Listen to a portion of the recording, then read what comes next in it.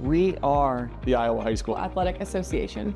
We're proud to bring you this broadcast of Iowa High School Sports Championships, featuring Iowa's student athletes, schools, and communities. We support teamwork, sportsmanship, and education-based activities. Good luck, and thanks for watching.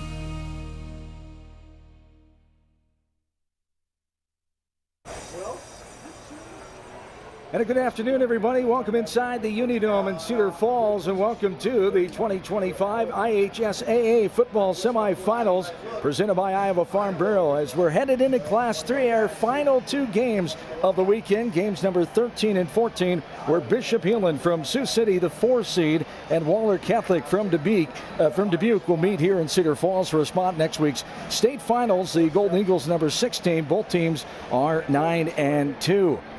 Along with the former coach, Kevin Miller, John Swisher along with you, and we're glad to be here. Two great contests here, Coach, as these two teams, as I said, at 9-2, and we start off the 3A semifinals, and they're both great teams, and we expect nothing but the best. Should be a great matchup. We have the former state champ. Then we have a great team in Bishop Heelan, who is a traditional power. They've been even from back in the 1980s when they were a 4A program, they've just always been an outstanding traditional football power. You're looking at two very outstanding football teams that pride themselves on playing great defense, balanced. I'm really excited about this matchup, John. Should be a great football game. No doubt about it. Two quality quarterbacks leading the way. The offensive drinksters for both of these teams, J.P. Albert and Kaysen Thomas as well. But for Heelan, Mr. Conley, he's impressed us in warm-ups, Kev. Absolutely. Strong arm. They're very balanced. And then you have Dubuque Wahlert, who's also balanced, but have a great rushing attack. As these two teams are getting ready to go, we will too. We'll be right back with semifinal football on the Hy-Vee Championship Network.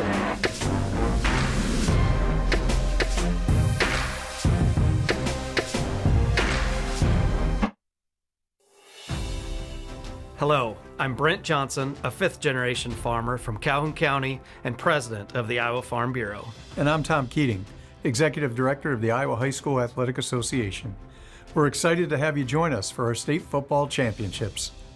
As title sponsor of the Iowa High School Athletic Association, we're proud to support this fantastic event.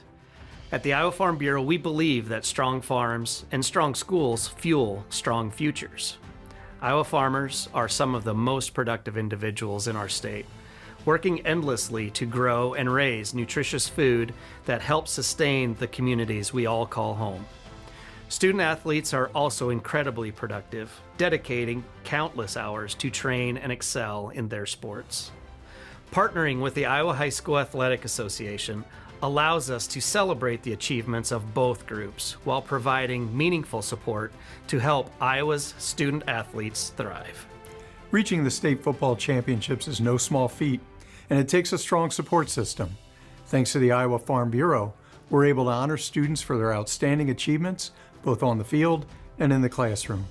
They are committed to your success, helping our organization provide awards, grants, and scholarships to honor excellence in athletics and academics. As Iowans, we have much to be proud of. Whether you're a student competing today or a fan cheering from home, we all play a role in making our state shine. So, from the Iowa Farm Bureau and the Iowa High School Athletic Association, congratulations on a fantastic season and best of luck inside the Dome.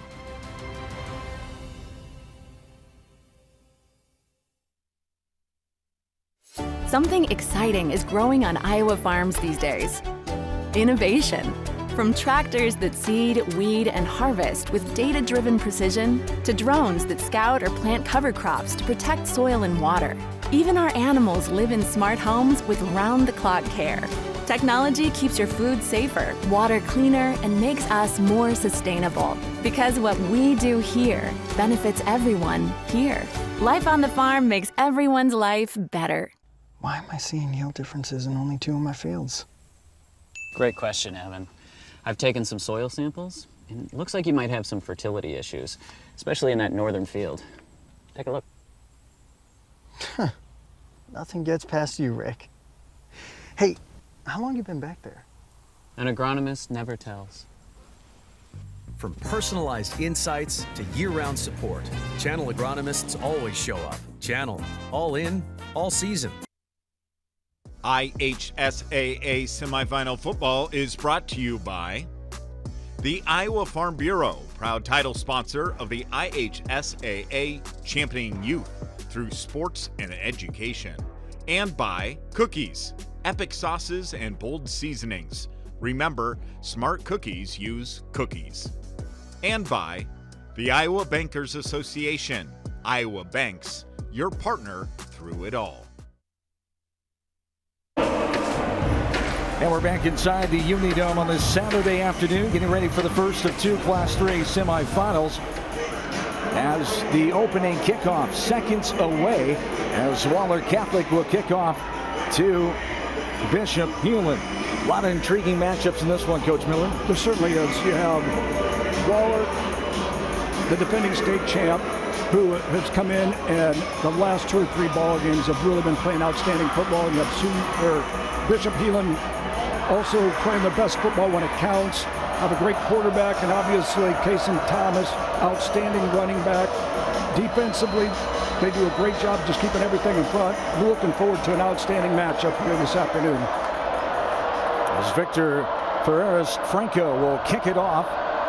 Left to right, we are underway. The first of 2 semifinals. End over end kick. It'll be caught at the 19-yard line and up ahead, getting across the 30-yard line. The return man for the Crusaders that time is Prince Wayball, the junior.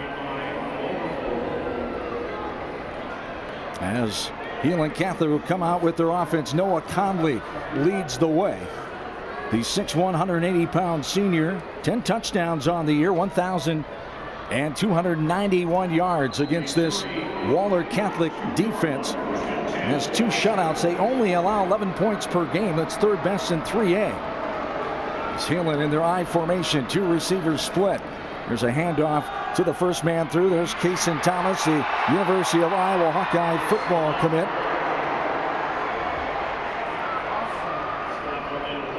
And our starters presented by Hy-Vee for Bishop Heelan. There you see Conley, Whitcomb, and Waybaugh.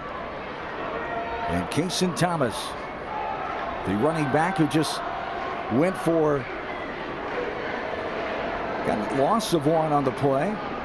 And it'll be second down and 11 with 2 receivers split each side now. There's Conley looking left side, hits a man. That's Wayball, catches at the 35, gets up forward inside the numbers, past the 40, down at the 41-yard line. And Heelan getting some of that yardage back now, third down and 1. As the Wahlert defense now, you take a look at some of those players. Schumacher, Oberfell, leading tackler Noah Kraffel. 100 tackles on the season, 3 interceptions, 1 fumble recovery as well. As it's a third down and short, third down and 1 from the 41. Under center is Conley this time. He will pitch it left to right. Kason gets over the 45-yard line, still driving those feet down to the 49. Just shy of the 50-yard line. And that leads us to our Musco Lighting Spotlight, our player to watch for Bishop Heelan, the stud running back, Kason Thomas. Great run on this first play, or third play from scrimmage, rather. Just a toss sweep, does a great job of being patient, getting his shoulder square, getting that first down. So the first one for the Heelan offense. Puts him first and 10 from the 49-yard line. In the gun this time, Conley looking far side, has a man. It is caught at the 48-yard line, a gain of about 3 on the reception that time by Grant Whitcomb. Whitcomb, the junior, 6 foot, 165-pounder, 17 catches, 468 yards, 28 yards per catch. He scored 3 touchdowns on the year. It's a gain of 3, as I mentioned, second down and 7 for the Crusaders here. This is an offense 22nd best in 3A, 26 points per ball game. There's a 4 receivers set, 2 each side from the right hash. In the gun, here's Thomas. Gets over the 45, down to the 40-yard line before he's corralled and taken down there. And another first down. And this Crusaders offense is clicking right now. Well, right out of the chute here, the first 5 plays from scrimmage, they go under center out of the I formation, and then they go to the gun out of a 2x2 set, and doing a really good job with the short passing game, and then mixing in just the run game with Thomas. Great start here for Bishop Heelan. 4 receivers again. Kaysen to the right of Conley, who will throw, and it is caught on that far side. Drags the defender for a couple extra yards. It's a nice job there for the Wahlert Catholic receiver Caden Lester, the 6'4", 210-pound senior. 31 catches for 419 yards. Conley's come out firing with a quick pass game, just a quick hitch there to the boundary. Doing a really good job of, setting his feet, putting the ball on the mark, and throwing on time, and that's really key to the quick passing game. Another first down. 1st and 10, Lincoln Oberfell on the tackle that time. He's second on this squad with 64 tackles. Here's a pass, screen pass left side. Thomas, a little hesitation, gets outside the numbers, 25-20, knocked out of bounds around the 15-yard line. And you're right, just the mix and match here of the guessing game for Wahlert's defense. What is Heelan going to do? They're mixing it up here like a pitcher with great stuff, keeping you off balance. They certainly are. They're a multiple offense. They can come out in I formation, even getting their 3-back look under center, also spread you out in the gun and utilize their athletes in space. That time just swung it out to Thomas on a swing pass. The 4th first down of the opening drive puts him at the 15. Here is Conley, gives it to Thomas, gets hit at the line of scrimmage and maybe gets one. It looked like Conley went left side and a little miscommunication there. Did he turn the wrong way? I think they're running like counter look there, and that's why he reversed out. Right. It looks like they pulled the backside guard and tackle. Wahlert did a really good job, though, at the point that end, squeezed it down and didn't have a lot of room in there in the B gap. Once again, they do a really good job with their front 3, Wahlert does. That was one thing that really stood out, is their defensive ends do a really good job of using their hands and pinching that B gap. So a gain of 1, 2nd down and 9. Conley in the gun, going to throw it. Has a man, but too tall for the intended target on that far side, as that was Caden Lester again. On the defensive coverage out there was Anderson Herbst, and it'll be a 3rd down and 9 for the Crusaders with 7:52 remaining here in this opening quarter. That time Wahlert brought some pressure along with their front 3. Number 50 is a really good football player. He's a player that uses his hands well, a really dynamic athlete at his defensive end position, got his hands up and created some pressure. That's John Burning. He's 6th in tackles with 49. He's got 2 sacks on the year. Here's Conley looking, scrambling now. Left side has pressure coming. Hits Thomas over the middle. He's going to get in the end zone. Touchdown, Crusaders. Caught it about the 6 and cruising the end zone, where he was met by a Golden Eagle, but it was too late, and the Crusaders are on the board.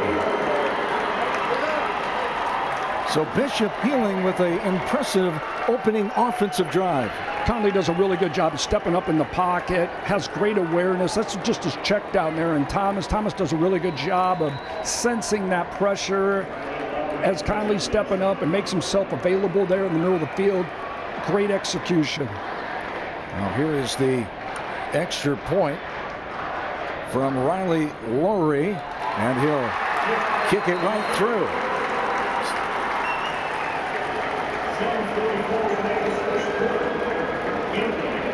And the drive here for Crusaders on the first possession for them.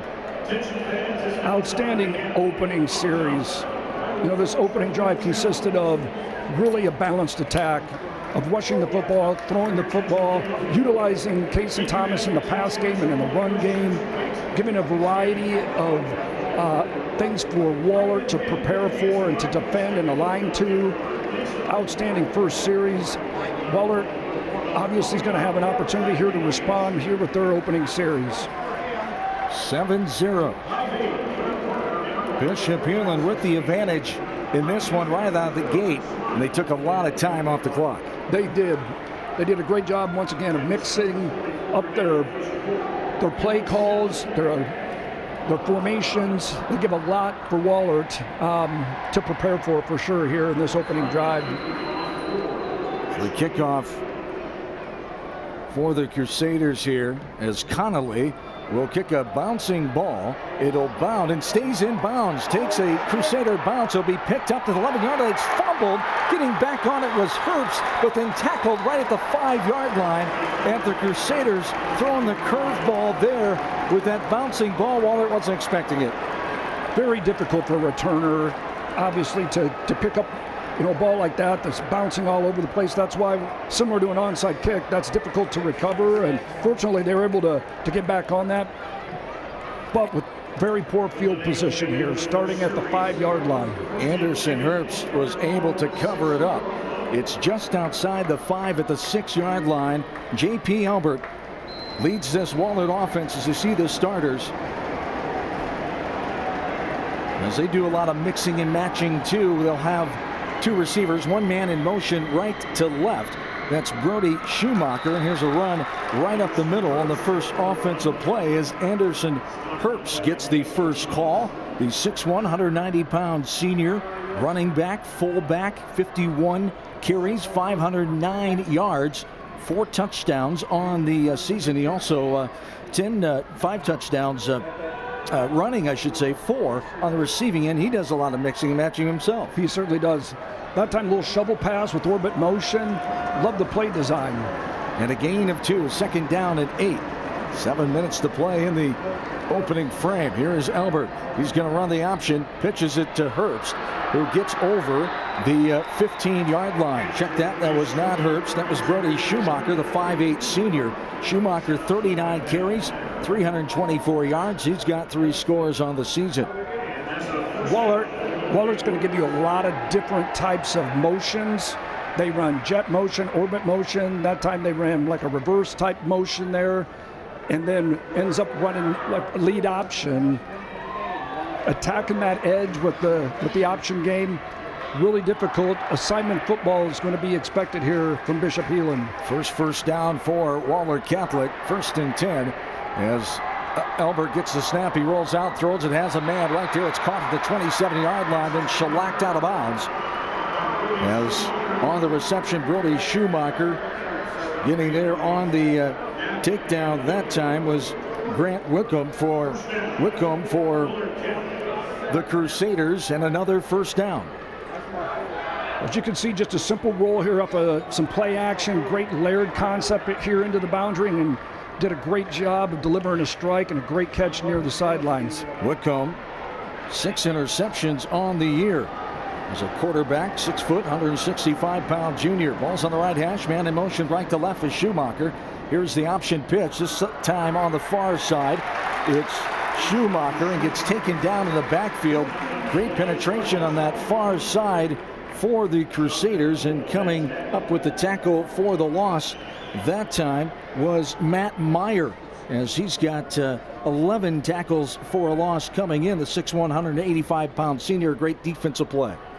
Similar offensive play than they ran the first play of this series, running almost a shovel look with the option, triple option football with that dynamic of delivering that shovel pass inside. Man in motion, left to right this time is Herbst. He gets the give from the quarterback Albert, gets his way all the way to the 40-yard line before he's latched onto and taken down right at the 40. And the stop, Caden Lester in on the tackle, 3rd leading tackler, 45 coming in for the Crusaders. This is a defense that allows 13 points a game. That's 4th best in 3A against Wahlert Catholic, in offense scoring 29 a game. That's 13th in the class. Jet sweep, outstanding execution and blocking on the perimeter there for a 1st down. Albert in the gun, claps him in motion. Here's his throw over the middle as he had pressure coming, intended for Brody Schumacher, but great penetration right up the gut again. That was Matt Meyer with the pressure and forced Albert to get rid of it. Looked like a middle screen there, and some of those linemen let their guys go just a hair early, but they brought a blitz there from Meyer, and he was obviously in Albert's face there and forced a high throw. 7-0 Crusaders with the advantage. Just over 5 minutes to play. It'll be a 2nd down and 10. here in this opening quarter, the first of two semifinal games, the final two here in the Unidome this weekend. Final set for next Thursday and Friday. Here's a handoff, right to left, misdirection. Over the 45-yard line is Anderson Herbst. And Herbst will get to the 47-yard line before he's latched onto and taken down by the Crusaders. A little counter action there. They do a really good job of keeping you honest and keeping that pursuit on that backside by running some counters and double handoffs. Those type of things force the defense to play, assignment football and stay home on the backside. Zach Harpenaugh, second leading tackler with 62 coming in on the stop that time. Here's Albert going to run, getting the edge outside the numbers. He's taken down around the 49-yard line. Good chasing play there by Avery Favors. Coming in, fourth on the team in tackles with 26 solo, has his 27th there, the 5'11", 200-pound senior, and it will be a 4th down and 1 for the Golden Eagles. Quarterback sweep there into the boundary. They did a really good job, Heelan did, of extending that play and getting help from the inside out. Interesting call here. See if the... They're going for it, just shy of the 50, need a yard. 4th and 1. Two receivers. Now a man switches right to left. Albert's going to get it and go right to left, just shy the 45-yard line, but plenty for the first down. And the Golden Eagles guess right that time as they're able to defy the Crusaders' defense. As finally getting in there for the stop was Matt Meyer. Simple quarterback power there. Great job at the point of attack. Got a great push on that down lineman. As they pulled that other lineman up through on the backside, he had no one really to block there, but outstanding execution for that conversion on 4th down. 3:20 and counting here in the first frame. 7-0 Bishop Heelan. Here's Albert rolling now, looking, pointing, pressure coming, lets it fly. It's going to go out of bounds as he was hit as he got rid of it. Slow to get up. As that time it was Zach Harpenaugh with 2 sacks on the season, just missing one that time. As Albert able to get rid of it, it'll be 2nd down and 10. Broke out of the pocket there, got some pressure, but that's what makes Albert dangerous, is his ability to extend plays. Obviously a great runner, but also has the ability to make plays with his arm. That time escaped pressure and had to throw that away. Receivers downfield were covered. Made a great decision just throwing that away, so didn't put the ball in jeopardy there. From the Crusader 44-yard line, a fake handoff. Albert goes over the 45, bounces off a would-be tackler. 40, 35, grabbed onto. He got away from that one and down all the way to the 25-yard line before he's stopped by J.J. Hope. What a run by J.P. Albert. It certainly was, off a power read action there and ran right through that tackle. Great run there by Albert. 99 carries, 604 yards. He's the leading rusher on this team for Wahlert Catholic. He's scored 12 TDs with his feet, 6 yards per carry.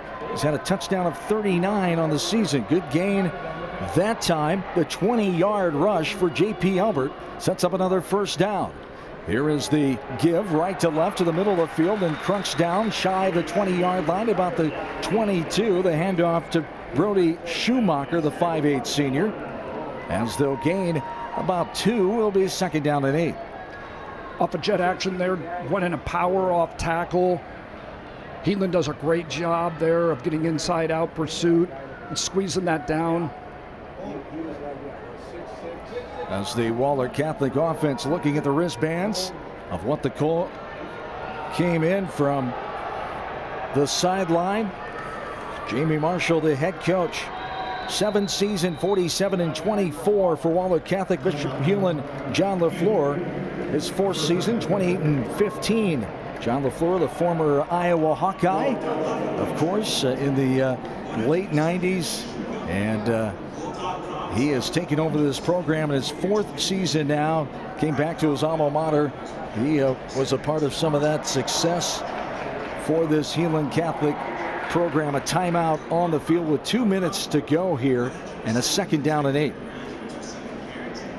And we take a look at our keys to the game here. First for Wahlert Catholic. Continue to dominate on defense. They've been stellar on the defensive side of the football here in the playoffs. stayed balanced offensively. They make you defend sideline to sideline and vertically and defend the quarterback in the run game, and demonstrated the ability to also be a capable passer. And our Delta Dental keys to the game continue on the Bishop Heelan side. Stay balanced. Heelan's best win, just like it was demonstrated in that very first drive, mixing it up with the running pass and limit the big plays from Wahlert. Here we go, 2nd down and 8 after the timeout. Albert will throw right side. He's met with a defender right at the 20-yard line and incomplete. As intended there for Nick Smith. Great plays to see the highlight, meeting him right at the ball and knocking away, reaching out with his hands was Avery Favors.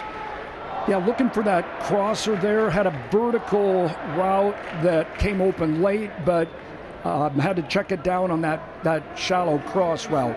Just under 2 minutes to play in the opening quarter in this first Class 3 semifinal. It's a 3rd down and 8 for Wahlert Catholic. As Albert in the gun has a man in motion right to left. As here is option pitch, he keeps it. Goes straight forward. They're going to be denied as right at the 21-yard line. Of getting any more that time by the Bishop Heelan front line. Giving you a lot of window dressing. Bring the motion guy like they were going to run counter. Instead, run like orbit motion around with the option game. Really difficult to defend because it takes discipline when you have that much motion and that much action in the backfield. Heelan did a great job of reading their keys and reacting accordingly. Max Asoff with the tackle that time. And now here is Landon Williams to kick the field goal. 4th down and 7 from the 28, a 38-yarder, and it's blocked. Getting in there was Matt Meyer. It's off and running for Bishop Heelan. A huge defensive play there as on the return, J.J. Hope. And the Heelan crowd down in front of us feeling it. Penetration from the inside, and typically that's where block kicks occur. When you get penetration in those A and B gaps there, Meyer did a great job of getting in through that A gap. In fact, they had 2 or 3 guys that were able to get pressure there, got his hand up, got his obviously handling the football there. Big play here for Heelan. We'll see if they capitalize here on this opportunity on this block field goal. The 11th fumble recovery for the Heelan defense on the season. Puts their offense back on the field with 1:02 to go and a 7-point advantage. 3 receivers to the near side, the bottom of your screen, the wide side of the field. Here's a give left to right, spinning off a defender, getting to the 45-yard line. And then stopped there is the Heelan running back that time, Avery Favors. Gets the call. Favors does a great job at the point there. Tries to come up, make the play. He spins out of that. Gets great yardage after contact there. Wrapped the backside guard. Bounced it, but made positive yardage there. Nice 1st down play. Gain of 6. As Conley from the 49-yard line. The give to Favors again. Bounces out right side. 40, 35, still going. Finally dragged down around the 30-yard line. And Favors points for a 1st down as in on the stop for the Golden Eagles is Noah Kreffel. Same play design there, but they didn't set the edge. Their contained player needs to come up and turn that back inside. Got sucked inside. Then obviously number 4 bounces it to the outside and is able to capitalize on that 1st down. So Favors giving Kason Thomas a spell.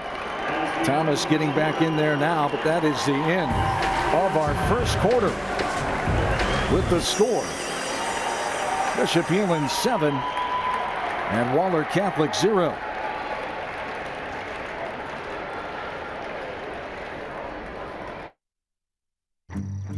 What does commitment mean? To protect what's important? To invest in the future? It means providing peace of mind. It's what reliable people do. It's what local banks do. Banking in Iowa goes beyond transactions. Banks work to help people and small businesses succeed. And Iowa banks are proud to be trusted partners in building confident banking relationships. Iowa Banks, your partner through it all. Professional Educators of Iowa, founded by teachers for teachers in 1981. What I like is that it is former administrators, teachers. They are people that are invested into, hey, let's make something great better. PEI, the Professional Association for Iowa's Independent Educators. The best thing about Professional Educators of Iowa is it's right in our backyard. It feels like home. Now more than ever, educators are choosing PEI. Something exciting is growing on Iowa farms these days. Innovation. From tractors that seed, weed, and harvest with data-driven precision, to drones that scout or plant cover crops to protect soil and water. Even our animals live in smart homes with round-the-clock care. Technology keeps your food safer, water cleaner, and makes us more sustainable. Because what we do here benefits everyone here. Life on the farm makes everyone's life better. We're not just lighting a stadium. We're creating lasting memories. We're not just installing a mini pitch. We're empowering youth to learn and grow. We're not just retrofitting an airport. We're creating an environment where workers can feel safer. This is why, whether it's a game down the street, professional stadiums around the world, or treasured monuments and landmarks, you always know when it's must go. Health powers life, from the delightfully routine to the truly uncharted. When injuries, illness, or normal wear and tear lead to joint pain or discomfort, count on advanced orthopedic care at Mercy One. From joint replacement to sprains and fractures to physical therapy, our team can help you get back to the activities you enjoy, ensuring you're ready no matter what life brings next. Find care at mercyone.org/healthpowerslife.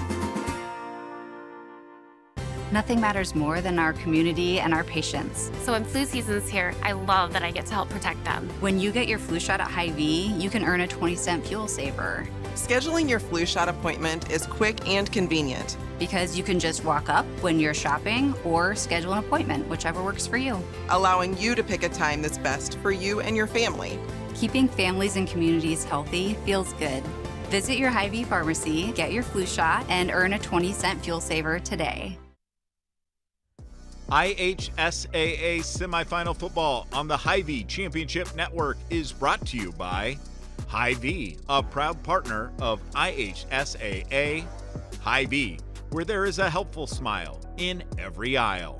And by Sukup Manufacturing Company, the world's largest family-owned and operated manufacturer of grain storage, drying, and handling equipment. And by the Iowa Farm Bureau. From rural roots to statewide pride, Iowa Farm Bureau proudly supports student athletes across Iowa. Back inside the Unit Dome in Cedar Falls, this Class 3 semifinal, the first of two here tonight. John Swisher, Kevin Miller, glad to have you along. As first quarter coverage is brought to you by Iowa Farm Bureau, as sole title sponsor of the Iowa High School Athletic Association. Iowa Farm Bureau believes in competitive play and cultivating individuals with great character, a strong work ethic, and exceptional leadership skills. By investing in Iowa's youth, Farm Bureau is investing in Iowa's future. Back in for the second quarter here on the Hy-Vee Championship Network as we switch the sides of the field, and Bishop Heelan has the ball going left to right now. A handoff to Thompson after a little breather there as Favors got the couple runs. As he's out over the 30-yard line down to the 28 on the first down give. Just a simple power off tackle there, pull the backside guard. Did a nice job of just getting 3 yards in this opening play of this series. This is a big play here, a big drive here for both teams. Wahlert needs to bow up here and keep Heelan out of the end zone. Second down and 7. On the right hash, 3 receivers, 2 on the far side, the top of your screen. Kaysen to his right, fakes the give. Connolly looking, going to throw it deep. Has a man, but 2 white shirts as well. Almost picked off as crashing to the ground.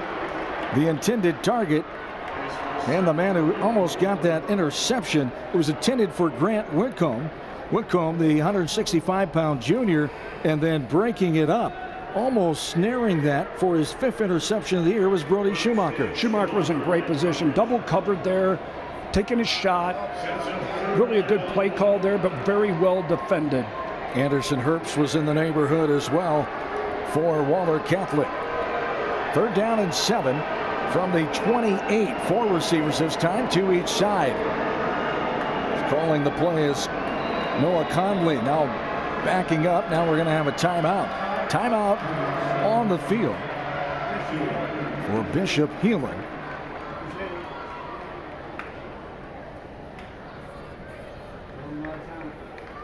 As Hy-Vee is a proud partner of the IHSAA, bringing you all 14 games this week on the Hy-Vee Championship Network. Hy-Vee, where there is a helpful smile in every aisle. With 11:11 to go here in this quarter number 2. 3rd down and 7 coming up. And what do you think Coach LaFleur and company are talking over here? With the 3rd and 7, interesting play call here. They've done a really good job of mixing it up throughout, the first quarter. Here in the second quarter, it's mainly been run, with the exception of the one long pass. I look for them to come out and try to throw the football, something at the sticks here, layered route perhaps. Wahlert may bring pressure. They've done that occasionally here, especially when Heelan went to more of a spread open look. They brought some pressure out of their 3-man look, so I look for them to bring some pressure, and I anticipate Heelan's going to run something to the sticks, and Wahlert, once again, is going to bring some pressure, in my opinion.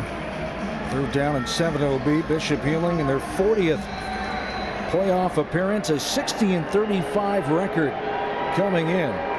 18th for Wahlert Catholic, 18-16. Their first was in 1987. The first for Heelan was 1975. 3rd down and 7. Here we go. Shotgun. Conley will throw a bullet to the right side, getting ahead to about the 25-yard line. Is the receiver that time, Kaysen Thomas with the catch. Ran quads to the field. Just a simple screen out to Thomas to try to get the ball in his hands with 3 blockers in front of him. Wahlert does a really good job of tackling in space and not allowing a big play to take place. A gain of 2 brings up a 4th down and 5 on the 26-yard line. As Bishop Heelan going for it here. Up 7-0 with 10.5 to go in this first half of play. 4 receiver bunch formation on that far side, and here we have whistles as our first penalty marker of the game. Heelan, 5-yard penalty, still 4th down. And the delay of game called on the Crusaders. Backs them up to the 31-yard line. And Coach LaFleur and company not happy about that. Didn't get things going in time. Now you back yourself up, and it's a 4th down and 10. Yeah, I was pointing at the play clock. I'm not sure if he thought it wasn't reset. So Conley in the gun. Now motioning to those bunch receivers, all 4 of them on the far side. And there's going to be a false start. The left tackle on the far side. 55 of the offense. Jump. 5-yard penalty. Remains 4th down. A couple untimely penalties here for Heelan. Backs him up once again to the 36-yard line. Had it, I believe, at the 26. Now that changes the play call. Now we need to obviously run a little bit deeper route.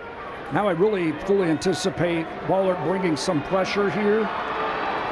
There's Nolan Mickey on that far side. Now 4th down and 15 for the Crusaders. Kaysen to the right of Conley. He'll back up even further. Gets the gun snap at the 45-yard line. He's going to punt it away, end-over-end punt. It's going to bound out of bounds on that far side in the corner. So the touchback.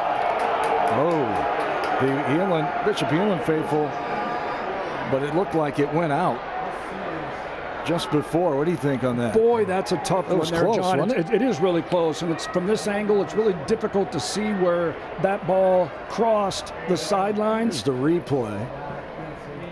See that ball, like it just went out of bounds just to the left of the pylon. It was really close. Great response here by Wahlert. Backs were against the wall after the block kick, responded in a great way by obviously holding up and keeping Heelan out of the end zone. Now they start their second drive here. JP Albert and company back out there, 3 receivers set. Here's Albert going to get it and go right up the middle on the quarterback keeper. Fumble on the play. Bishop Heelan says they have it, and the officials agree. Another turnover here as Bishop Heelan comes up with it. We'll see who caused that fumble, but coming up with it was Caden Lester. Take a look at the replay. Boy, he awfully close to being down there. Yes, it was. Honestly, he had 2 Navy jerseys right on top of him. Really hard to tell from that angle. Tough break there for Wahlert. Great gain off of a Q1 game, but unfortunate turn of events here. So Bishop Heelan will get it back on the Wahlert Catholic 28-yard line. Little pitch pass to Thomas. Sidesteps the 30, 25. Bulls his way down to the 20-yard line, right on the right hash. Before he's stopped by a number of white jerseys. Toss sweep to Thomas there. Does a really good job of reading that, cutting it back inside, and using that lead blocker. Colton Stahl leading the way that time, the seventh leading tackler. 44 tackles on the season, 34 solo for the 6-foot senior. 9 senior starters on defense, 2 juniors for Wahlert Catholic. Rolling left side, Conley gets rid of it, pressure coming, has a man right at the 15-yard line, gets ahead, still going, finally going to be taken down inside the 10 at the 6-yard line that time.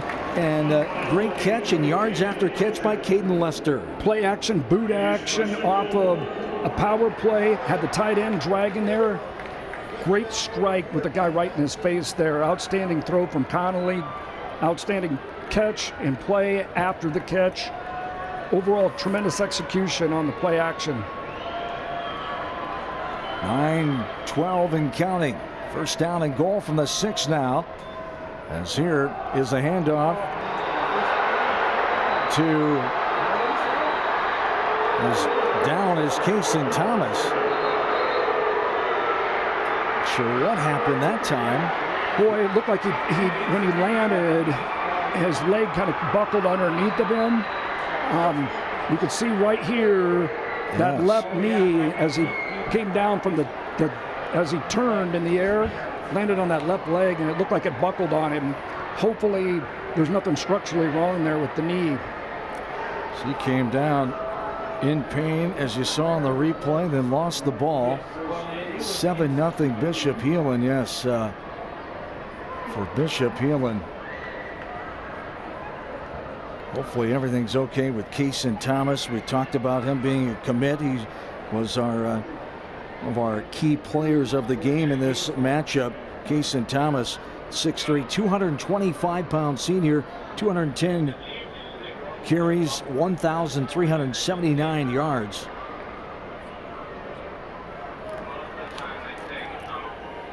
With 9:03 to go, it'll be a 2nd down 7. We resume. Bishop Heelan 7-0. There you look at the Class 3A bracket. Our game coming up. Solon at 11-0, the 2 seed, as Nevada is the number 7 team in the final poll. They're 9-2. Nevada with that win, knocking off number 1 Clear Lake in the quarterfinals. Can they do it again to get to the championship? And that winner, of course, will take on the winner of this game here in front of us. It's going to be a great matchup.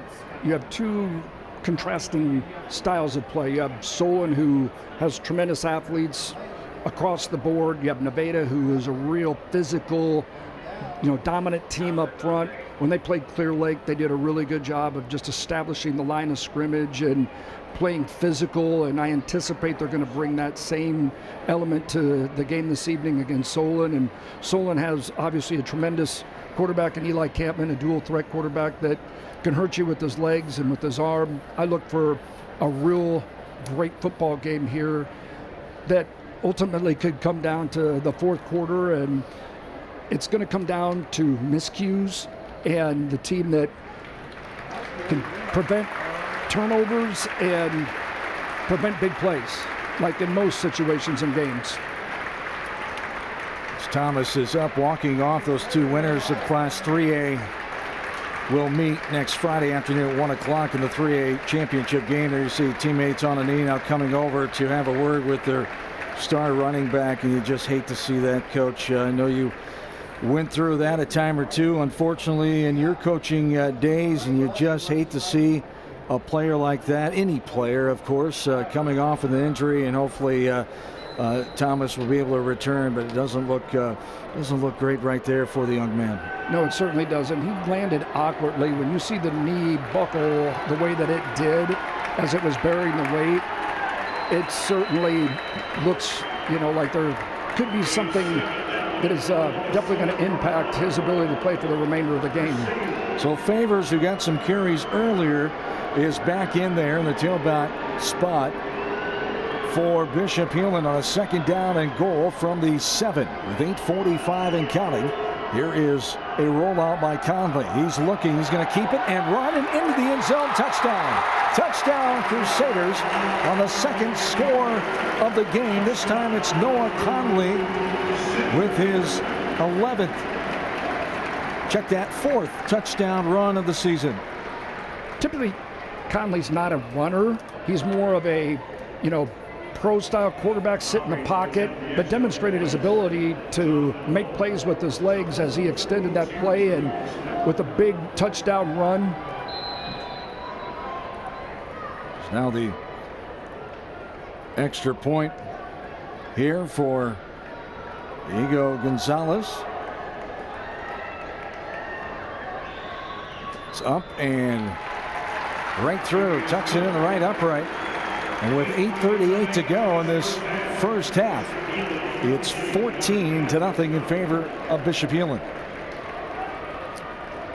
As we take a look at the drive recap after the fumble there by Wahlert Catholic, Bishop Heelan is doing some good things. And the biggest, toughest thing on that drive is losing Casey Thomas, but able to punch it in the end zone.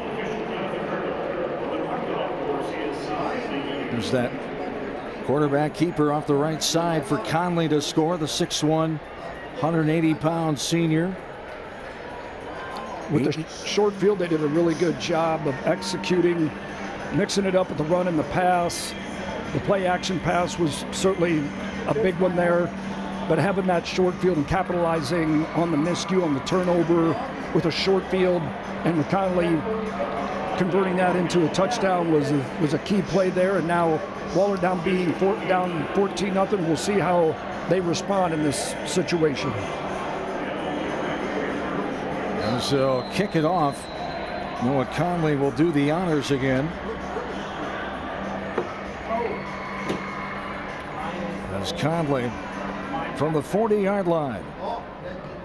Nice end over end kick. Tails on the far side. Retrieved at the 8-yard line by Herbst. He's knocked down. Good job getting downfield. Dylan Knapp with the tackle. He's the 7th leading tackler. 36 coming in. Great job on the special teams play. Great coverage off the kickoff team there, and great open field tackle. We'll see how Wahlert responds here. Have really been effective moving the football. They've just had some self-inflicted miscues, the turnover. Let's see if they can put a drive here together and put one in, or at least get an opportunity to kick another field goal, but they need to get some points on the board here in this 2nd quarter. A 14-0 advantage for Bishop Heelan. And the shotgun is Albert. He will hand it off. Man going right to left in motion for the Golden Eagles, getting all the way out past the 25, down at the 28-yard line. That time for the Golden Eagles. Tremendous execution with the jet sweep there. Number 24 does a great job of leading it around the edge and fitting up a block on the perimeter. And that is a very difficult play to defend. You have to set the edge and turn everything back in. When you get the corner there, like they did there, it presents problems for the Heelan defense. Ben Francis on the carry. He's the backup to Anderson Herbst. Now Herbst gets it, goes straight forward after the handoff left to right. It's just to the 29-yard line. And it'll be good enough for a Wahlert Catholic first down from their own 29 with 7:47 to go in this second quarter. Come back with that counter action with Herbst. Both of those guys are very dynamic with their ability to run the football and catch the football. Both Schumacher and Herbst have that ability to run the football with great effectiveness, but also catch the football and make plays in the pass game. Two receivers on the top of your screen, the wide side of the field, as Albert's going to make the handoff. And he runs forward to the right side to about the 32-yard line before he's wrangled down by a few Navy jerseys.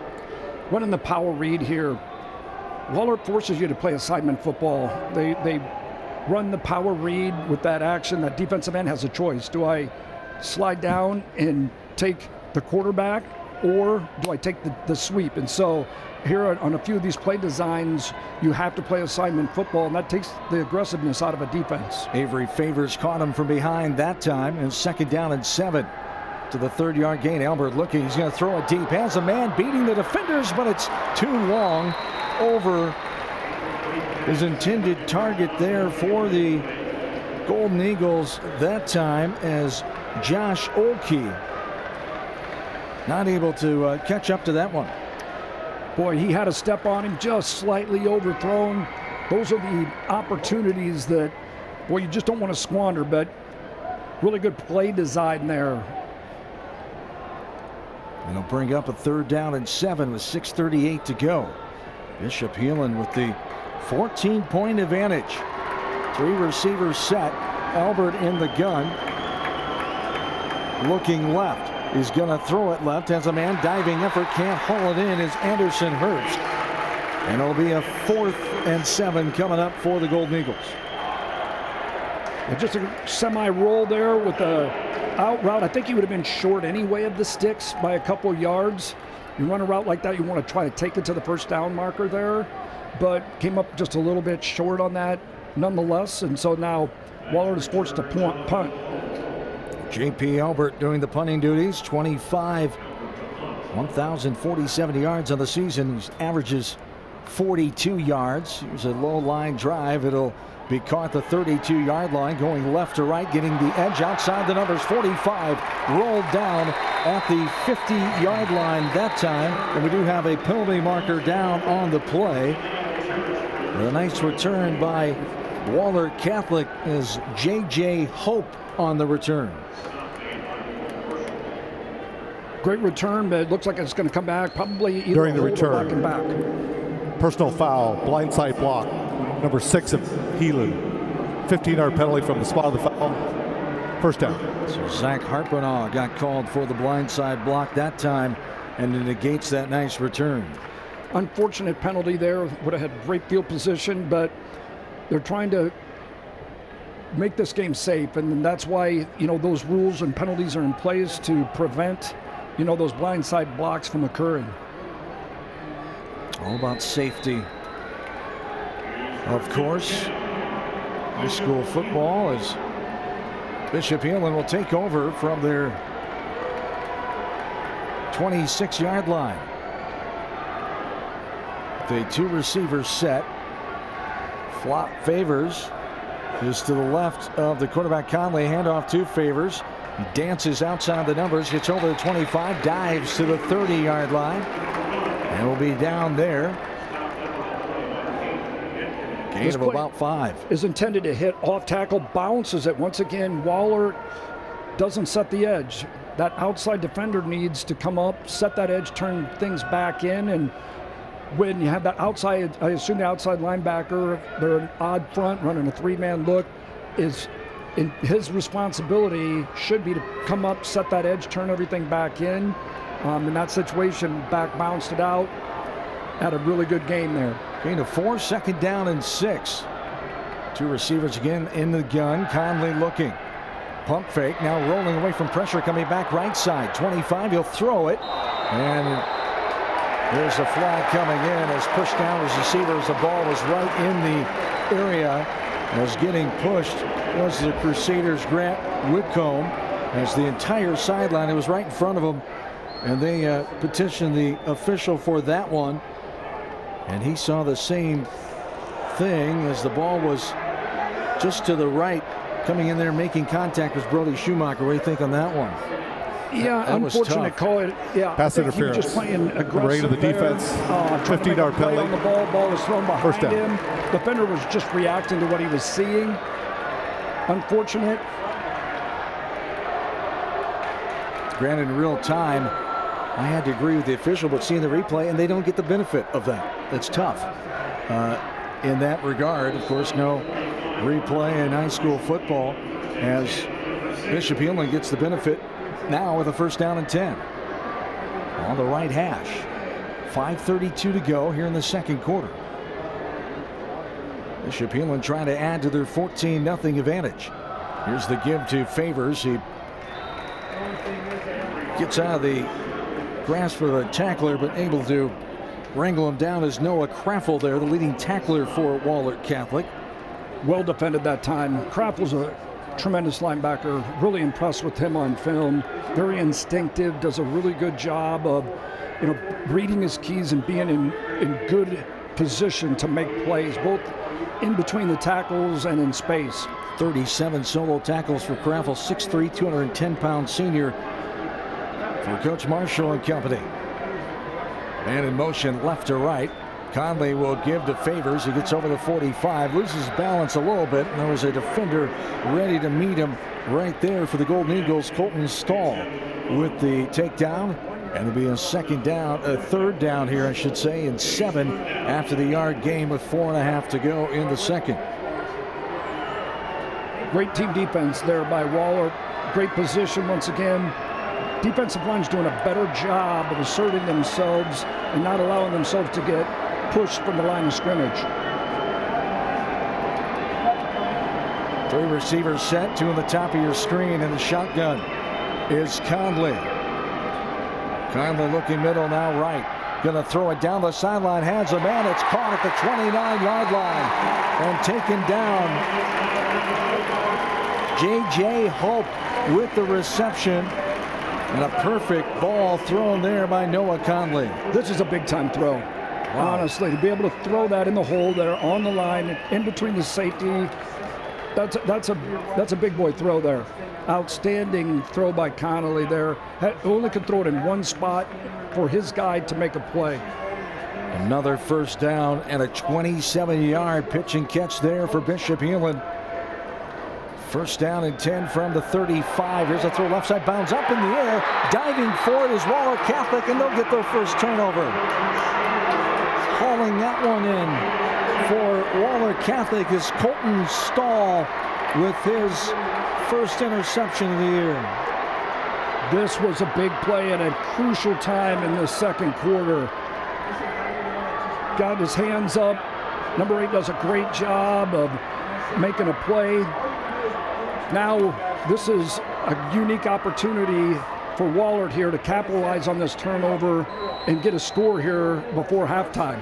The 16th interception of the season for Wahlert Catholic's defense that only gives up 11 points per game. It's third best in Class 3A. And now, can the offense help things out and cut this lead in half? Here's a throw off the left side. It's going to be incomplete pass on the near side here, intended for Will Wilbus. Wilbus, the 6'1", 220-pound senior. He could hear the footsteps coming. It was a low ball he couldn't corral. Yeah, they went to empty and just threw a bubble screen out there, trying to get their athletes in space. Corner did a really good job of breaking on that football and not really allowing that screen to take place. It was Grant Whitcomb on the defensive coverage there for Bishop Heelan. Second down and 10 now, 3:40 to go. Here in the first half of play, man in motion left to right. The give to Herbst. He goes right up the hash, 30. Denied of getting the 35-yard line, but he get gained down to the 34 before he's stopped by Herbst. Given that motion action, coming back with the counter, that takes discipline, playing with responsibility on defense and reading your keys and not getting your eyes in the backfield and reading all that action. Caden Lester on the stop that time for Bishop Heelan. First down and 10, 3:15 to go. Elbert looking, rolling right, going to throw a little pass, caught at the 34-yard line on that far side, and rolled down, kept him inbounds on the tackle by Meyer. On the reception, Will Wilbus again. It's Will Wilbus in a couple of catches.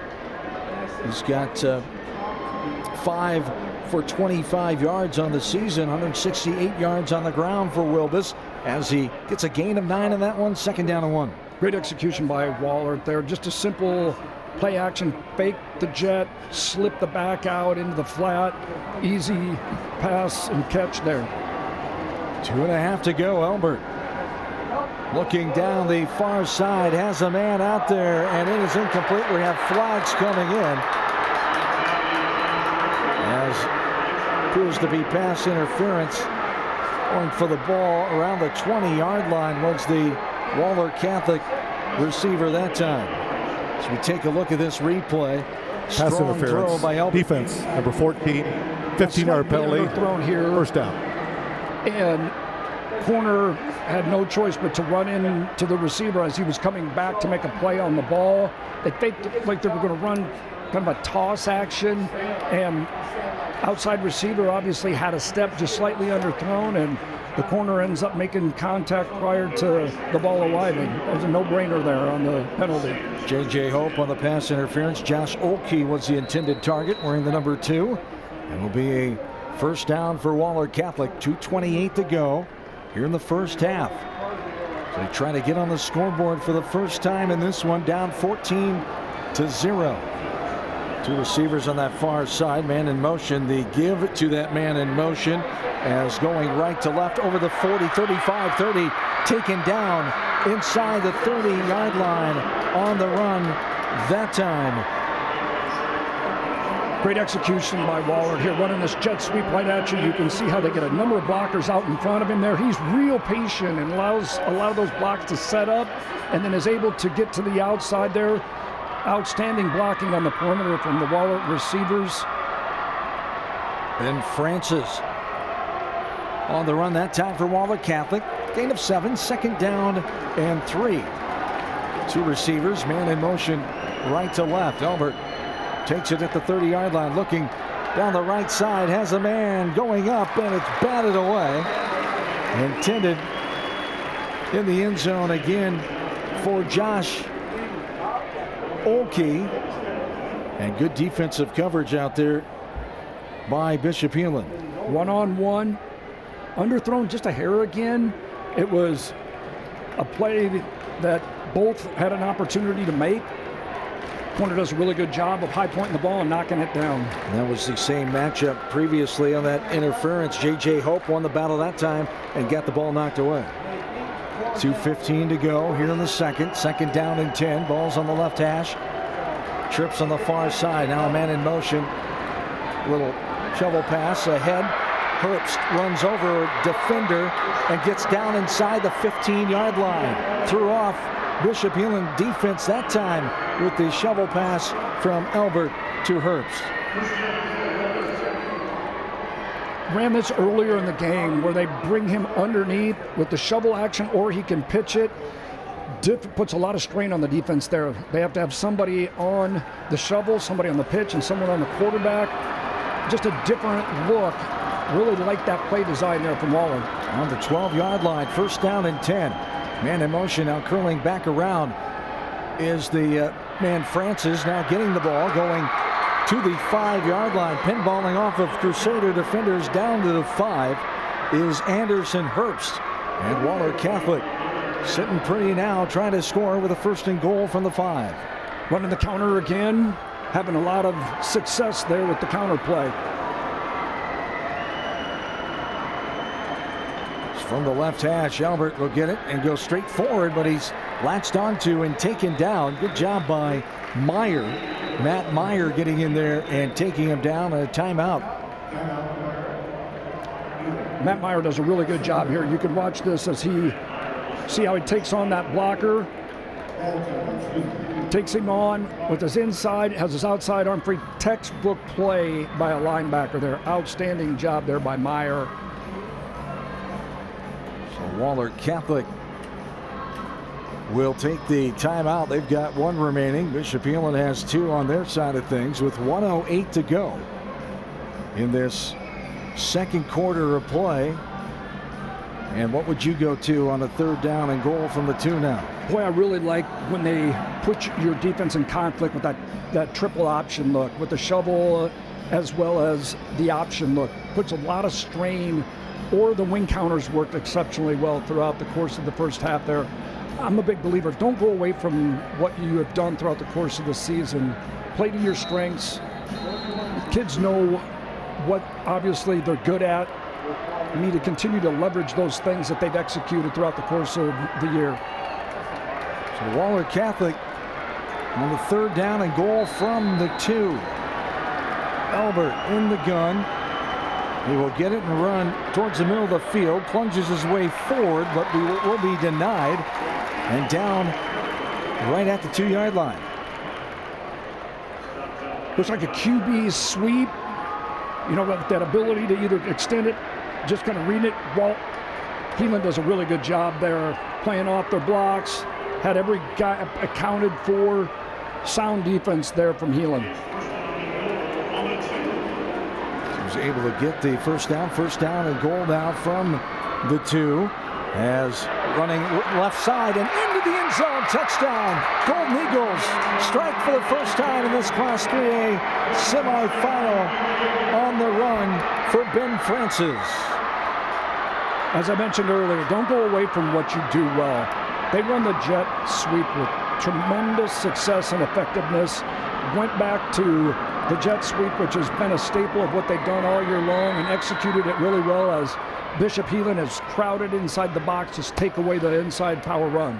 Landon Williams, the extra point. He's 34 of 38, make that his 35th of the season. And he makes the score 14-7 in favor of Bishop Heelan. 5 touchdowns for Ben Francis after he scored there. As we take a look at the recap, and it all began with that interception for the Golden Eagles by Colton Stahl. Zelbert with the give to Herbst. Run up the right hash. They just continued to work their way down the field. They did methodically by mixing it up. They had the play action pass here, running the jet sweep, the counters, that shovel along with running the option, putting a lot of stress on that Heelan defense with some of that triple action look. You can see the counter here with the big play, and converted that with the touchdown on the jet. But it all started with the turnover on the interception. And they've been opportunistic all year long when you look at how many turnovers they've created through fumbles as well as interceptions. Now 20 on the season, 4 fumble recoveries and 16 interceptions. Golden Eagles defense with 2 shutouts as they're back in this game, down by 7. The kickoff end over end will be retrieved at the 6-yard line, going left to right inside the numbers, and now gets taken down on the return for the Crusaders is J.J. Hope. And they'll take over from around their own 20-yard line. I anticipate Heelan's just going to take a knee here, trying to drive the length of the field with 30 seconds left with a 14-7 lead here at the end of the first half. We'll see what they do here, but I'd be very surprised if they would take any risks. Just play it smart here from the 23. Is that what you always did?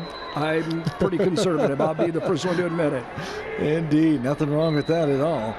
And there is the knee that we expected. Noah Conley downs it, and that will round out our first half here as halftime of this Class 3A semifinal, the 13th semifinal this weekend at the Unidome. 14-7, Bishop Heelan leading Wahlert Catholic as they both head to the locker room. As you're watching the IHS AA football semifinals presented by Iowa Farm Bureau. We'll be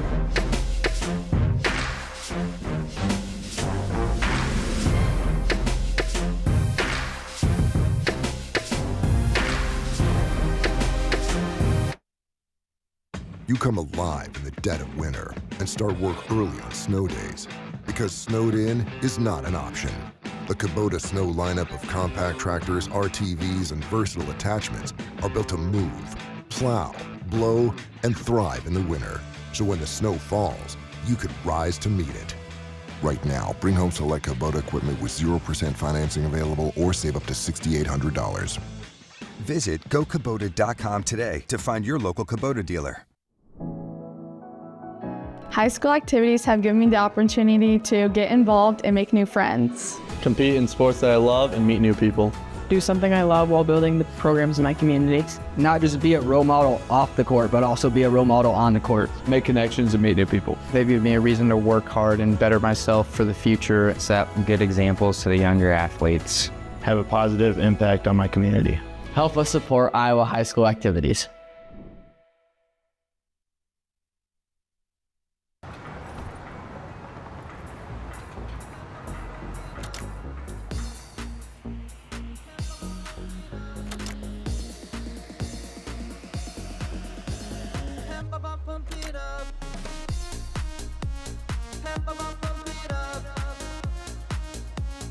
Fuel choice that's cheaper, homegrown, and better for the planet? Now that's worth the hype. Pump it up with unleaded 88. Today's banking is about so much more than numbers. It's about people. It's about community. It's about the next generation. Banking is personal. That's what we believe. And that's why we'll always put you first. Northwest Bank. Commitment you can bank on.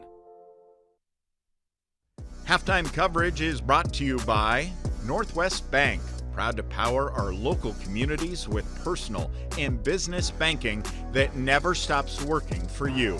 Member FDIC. Back inside the Unidome here in Cedar Falls, overlooking Stan Sheriff Field. John Smisher and Kevin Miller. As we've reached the Northwest Bank halftime of our Class 3A semifinal. We score after 2 quarters, 14-7, Bishop Heelan over Wahlert Catholic. Just like a great team, success is in business, takes planning, dedication, and trust. That's why businesses count on Northwest Bank, where personal and business banking never stops working for you.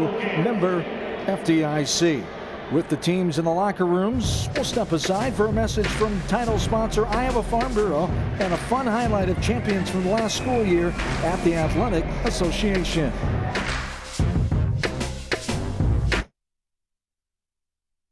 Thanks for joining us for the 2025 IHSAA State Football Championships. I'm Chris Cuellar, Communications Director at the Iowa High School Athletic Association. We hope you're enjoying the competition our member schools are putting on today. At the Iowa High School Athletic Association, we're deeply grateful for the incredible support that makes this event possible, and no partner plays a more pivotal role than our title sponsor, the Iowa Farm Bureau. With me here today is Brent Johnson, President of the Iowa Farm Bureau. Good to be with you, Chris. First off, I'd like to thank the Iowa Farm Bureau for being the sole title sponsor of our state football championships and a longtime supporter of the Iowa High School Athletic Association. What do you think makes education-based activities so special in Iowa? And why is it important for organizations like Iowa Farm Bureau to be involved with events like this? Well, Chris, at the Iowa Farm Bureau, we believe that strong farms and strong schools go hand in hand. Just as the student athletes competing here today are among the nation's best, Iowa's farmers are among the nation's most productive, leading the way in corn, hog, and ethanol production, but also in pioneering conservation efforts. Iowa ranks #1 in water quality, wetlands, bioreactors, grassed waterways, filter and buffer strips, pollinator habitats, and conservation tillage. As proud title sponsors, we're excited to celebrate the strength and spirit of Iowa's farmers and student athletes. Their resilience defines what it means to be farm strong and makes these games and our state truly special. With these games being a high point of the high school experience for so many student athletes, can you describe how Iowa Farm Bureau makes sure its sponsorship goes beyond the event itself? The championship games are an important moment, but we want our impact to last much longer. That's why we're proud to support them throughout the year through our work with the Iowa High School Athletic Association and the Girls Union to sponsor concussion insurance at no cost for all boys and girls participating in the practice and play of all sports sanctioned by the organizations.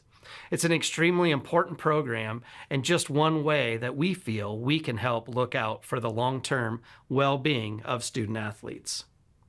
In addition to concussion coverage, the Iowa Farm Bureau is one of the state's largest scholarship providers, contributing over $250,000 in scholarships each year to Iowa's students. Right now, we're accepting applications for our scholarships, so we encourage students to visit our website for more information. And knowing teachers play a critical role in shaping our students' futures, we also provide grant programs to help educators offset costs for much-needed education resources, helping to enhance classroom experiences in schools across Iowa. Adding to that incredible list of support, the Iowa Farm Bureau also sponsors the IHSAA's Governor Scholar Recognition Ceremony. I always see members of the Farm Bureau team at the event alongside our Athletic Association staff. Could you share why you think it's so important for your organization to be involved? At the Iowa Farm Bureau, we believe that today's students are the future leaders of our state. By supporting the Iowa Governor's Scholar Program, we have the privilege of being present to honor more than 400 of Iowa's brightest academic achievers. These students are not only excelling in their classrooms, but they are also the future leaders who will help shape Iowa's progress. This initiative is deeply important to our organization, our members, and all Iowans, as it highlights the value of education and leadership in moving Iowa forward. Well, thank you for joining us today, Brent, and for your continued support of the Iowa High School Athletic Association. Your partnership has been essential in helping us grow student services through recognition programs, grants, and scholarships. We truly appreciate your commitment to education-based activities and the students we serve across Iowa. I don't get it.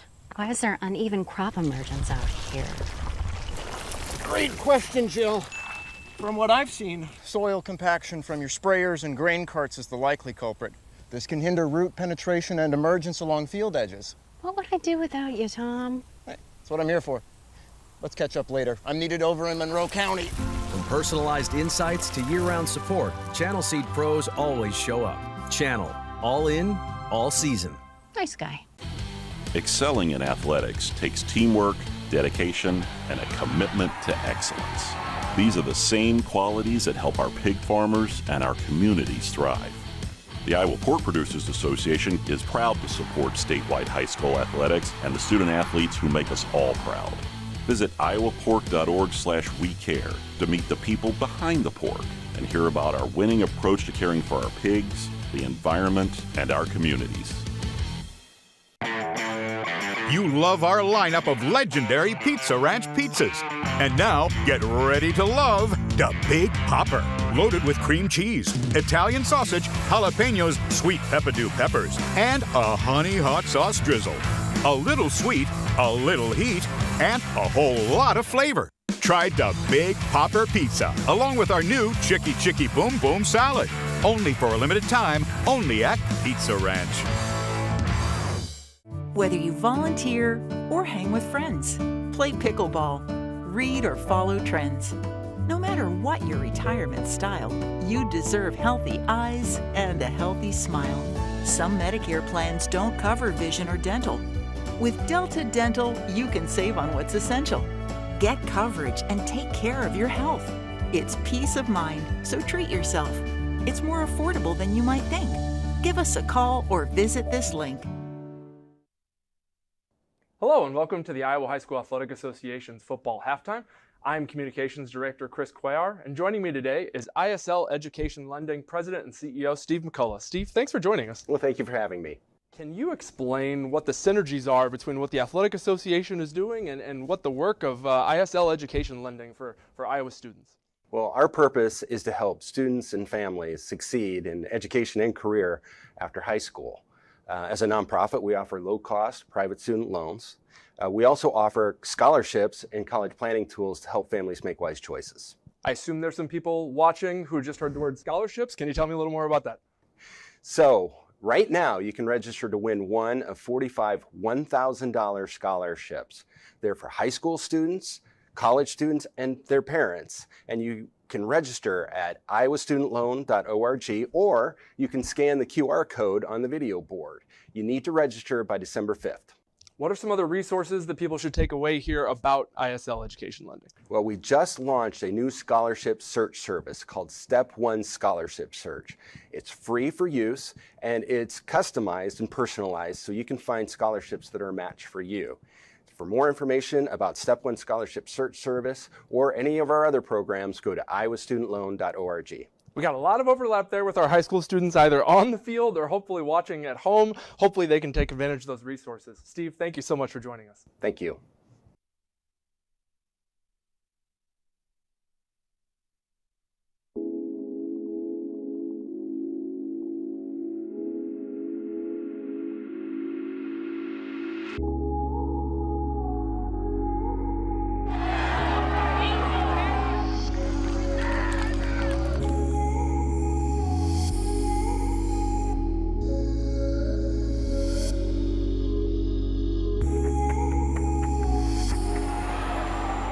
Into the end zone. Wow, it's a great pull. Here again. Wants to throw deep. Has a man open. Coopsy catches it at the 10. Turns into the end zone. And the celebration begins here for the Grundy Center Spartans. A wide open receiver makes the catch and pulls into the end zone for a touchdown. What a performance. North Polk goes undefeated. They will hoist the state's biggest trophy.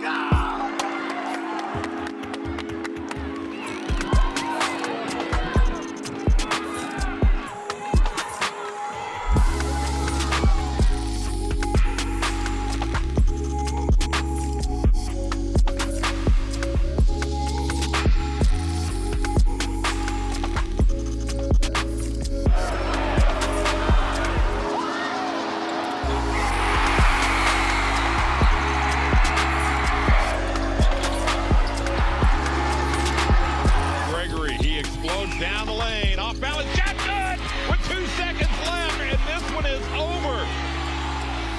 Jaden McGregory.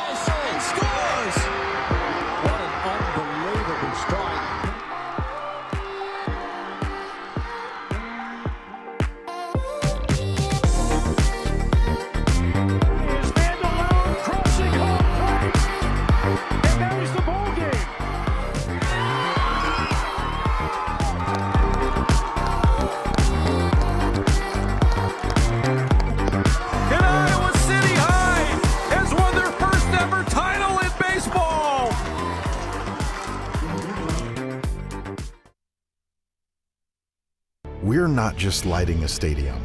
We're creating lasting memories. We're not just installing a mini pitch. We're empowering youth to learn and grow. We're not just retrofitting an airport. We're creating an environment where workers can feel safer. This is why, whether it's a game down the street, professional stadiums around the world, or treasured monuments and landmarks, you always know when it's must go. What does commitment mean? To protect what's important?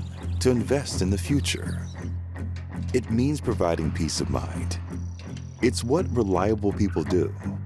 It's what local banks do. Banking in Iowa goes beyond transactions. Banks work to help people and small businesses succeed. And Iowa banks are proud to be trusted partners in building confident banking relationships. Iowa Banks, your partner through it all. Need money for college? Our scholarship registration is quick and easy. ISL Education Lending Scholarship is open to both students and parents. Visit iowastudentloan.org/award for details. Multiple awards are available, and you'll learn valuable financial literacy tips as part of the process. Register online today for your chance to win $1,000. There's a kind of magic to making memories, to finding time for the little things and the big things, the new things, and the things you'll do over and over again. It's the magic of a job well done and a well-deserved day of rest, of living life to the fullest with the people you'd never want to live without. Fairway, closed on Sunday, open for life. Halftime was brought to you by Northwest Bank, proud to power our local communities with personal and business banking that never stops working for you. Member FDIC. Back inside the Unidome, John Swisher and Kevin Miller on the Northwest Bank halftime in this Class 3A semifinal game number 1. As we will take a look at the stats before the start of the third quarter. A glance at those first half stats thanks to Suka. Kevin, what are you seeing that sticks out? Turnovers. Each had a turnover and each led to a score. That and then the 4 for 40 penalties with Heelan. That was key on that one drive. It set him back. They had the ball in the 26 there, had 2 consecutive penalties that set him back to the 36. They elected to punt from there. That was another, in my opinion, big missed opportunity by Heelan. As you see, the Crusaders leading 14-7 here before the start of the third quarter. This closed captioning on today's over-the-air networks presented by Sukup Manufacturing. Sukup is the world's largest family-owned grain bin manufacturer and a proud supporter of Iowa high school activities.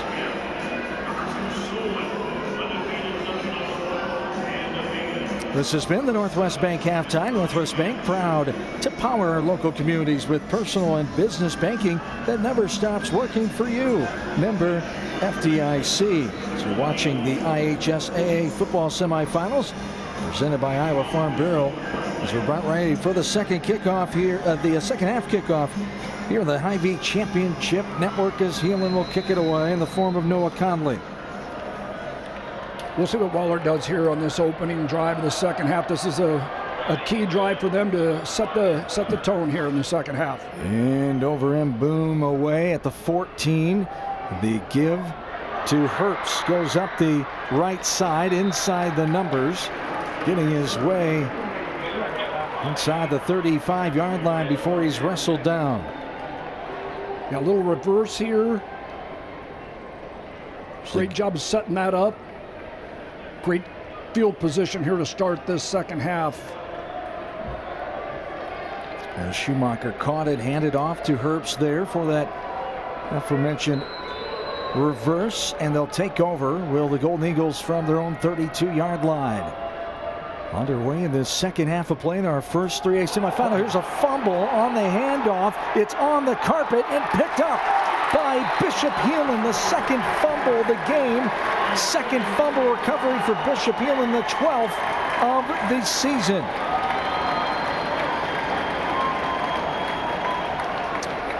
Well, it was that inside counter again, and what I think happened is on the counter, the back saw a defender from Heelan who had gotten penetration, took his eyes off of the mesh point there, and I believe that impacted what occurred there on the exchange between the quarterback and the reverse or the counter.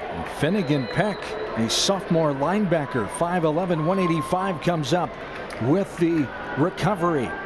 And Bishop Heelan sitting in good field position, trying to increase their lead. Conley a throw to the right side. It's out the outstretched arms of the diving intended target at the 15-yard line for the Crusaders, meant for Caden Lester that time.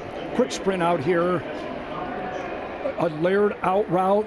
Wonder if they're going to stay true to the game plan without Kason Thomas, or if they're going to rely on the arm of Conley. We'll see how they elect to proceed here with this 2nd down and 10. Ball shaded towards the left hash. 2 receivers.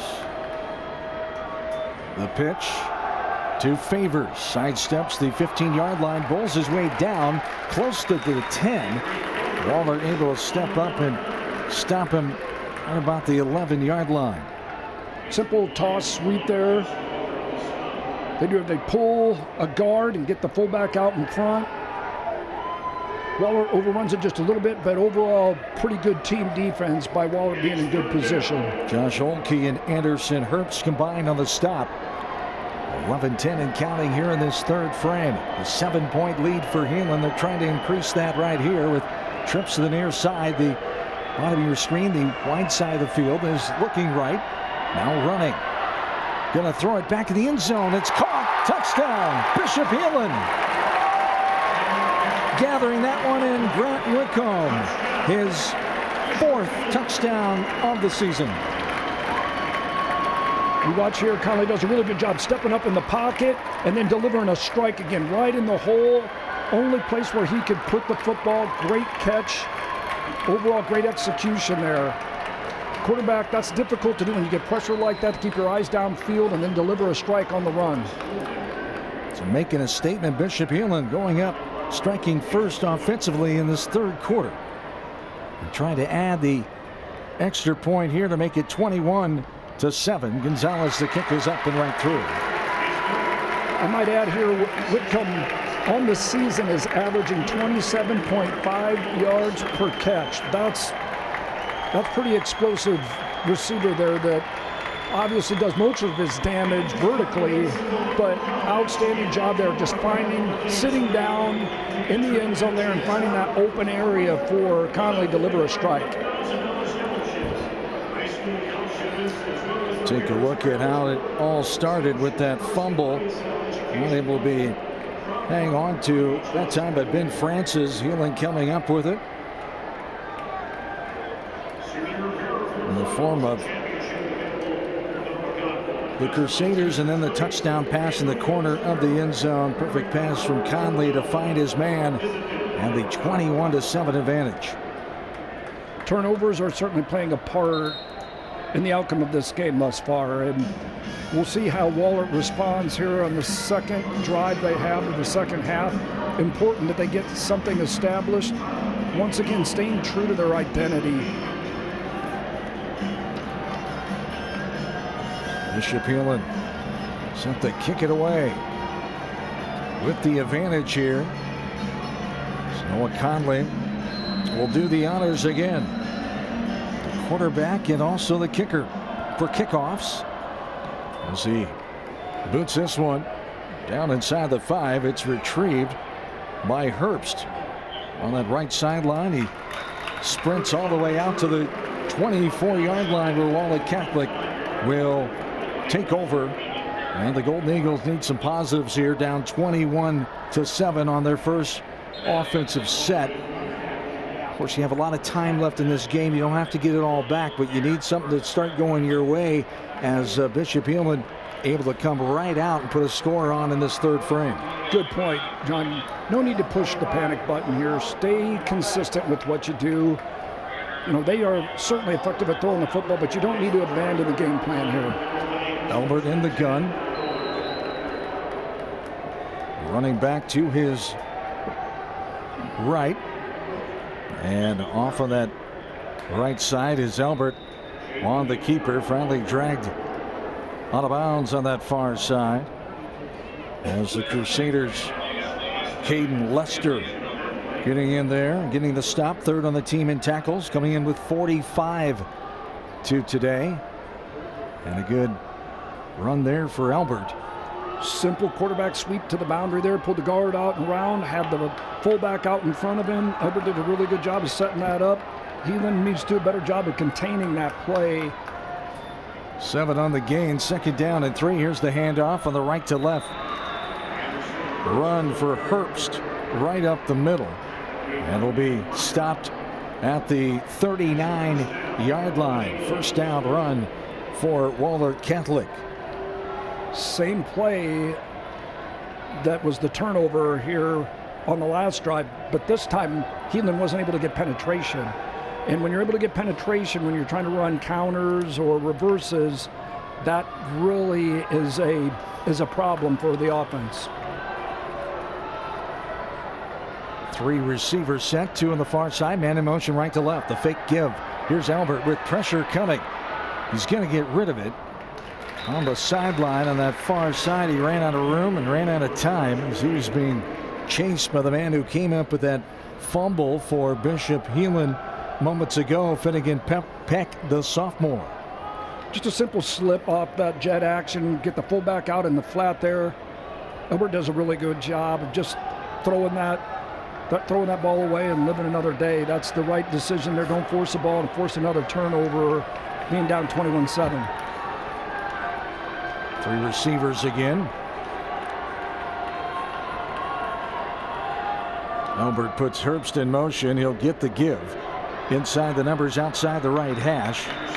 Down inside the 50-yard line.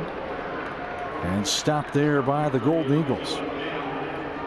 Jet sweep, they do a really good job of turning that up inside, and that puts a lot of strain on the defense because that outside support player is trying to set the edge and contain that. He gets out over the top. They turn that back inside with that lead lineman turning up inside. Really puts a strain and stress on the Heelan defense. Albert in the gun again. He's going to run it right side.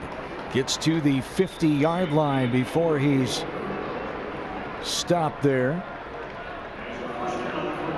And it's good for another Wahlert Catholic 1st down. Had 12 of them in the first half, 2 so far in this 3rd quarter. Wahlert again, methodical, do what you do. Don't abandon the things that have worked throughout the course of this season. Wilbus in the backfield, listed as the tight end. He goes right side. As Albert scrambling, going to hit Wilbus, catches it at the 37-yard line, off and running, down inside the 20. He's going to be taken down at the 15-yard line. As trickery, a little thing that threw off Bishop Heelan. Weren't expecting Wilbus to come out of the backfield. He was all by himself on the far side. Well, all the receivers went across the field, taking their defenders with them. They were in man coverage there. The fullback, who was initially the person for the toss sweep, no one was accounting for him, and he was wide open. Those plays off script are difficult to defend for a defense. 35 yards on the pitch and catch. Albert to Wilbus, and Albert now outside the numbers, still pushing the pile, getting an extra 5 yards all the way down to the 5-yard line for J.P. Albert. What a strong run that time to get extra yards. They give him down inside the 5. They'll mark him at the 3. Albert has been surprising. You know, he's not the biggest quarterback, but he gets a lot of yards after contact. I've been really impressed with his ability to continue to maintain his feet with some solid contact that he's had to withstand.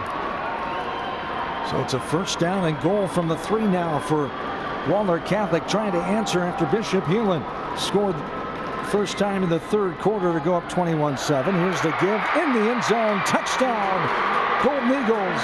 Herbst just dashed right in the middle in a wide gap that the offensive line created that time.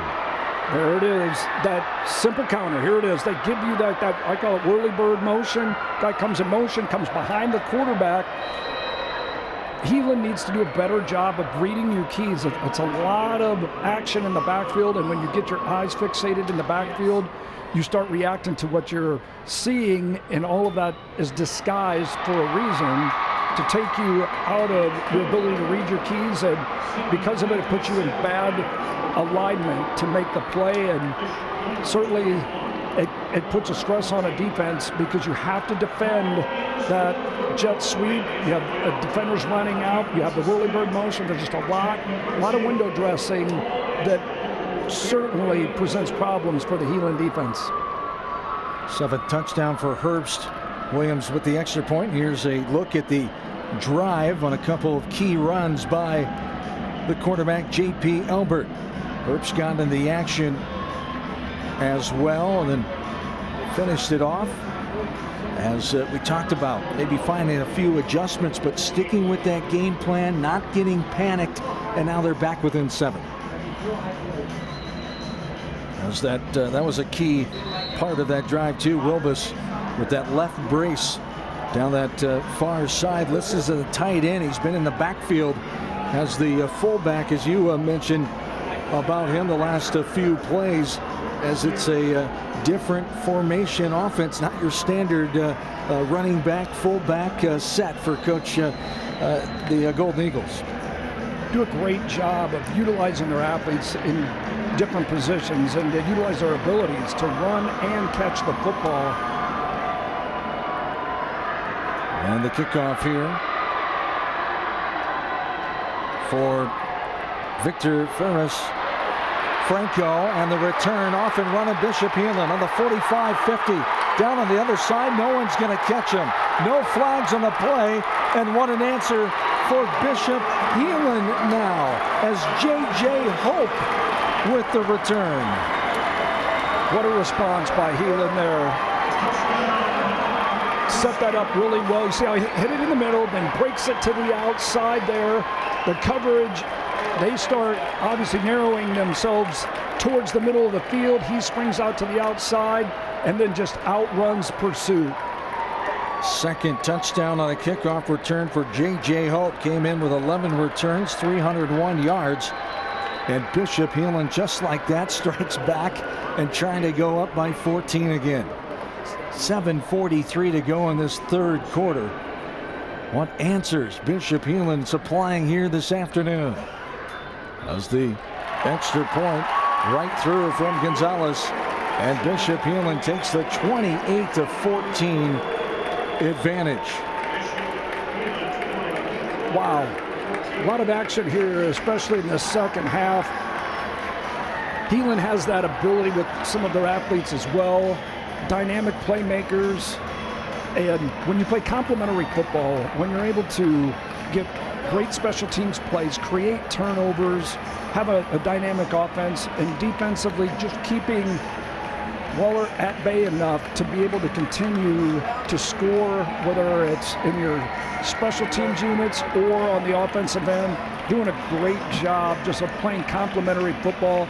And when you get to the semifinals, it's complementary football that gives you the ability to advance. And now the same recipe for the Golden Eagles. Flush that and move forward here and try to answer back with your own response. Great point, John, and that's what football's always about. It's the response. It's flush the last play. What do you have control over? It's the next play. Here at Solon, we used to have this motto, EP, every player, every play, right? But the last play has been completed. Now we need to focus on the next play, and certainly that is applicable here for Wahlert as they start here their third drive of the second half. John Swisher, Kevin Miller along with you. Here from the Unidome, we'll have the second semifinal come up later on tonight. Waiting in the wings, Nevada and Solon, the 7 versus 2 matchup.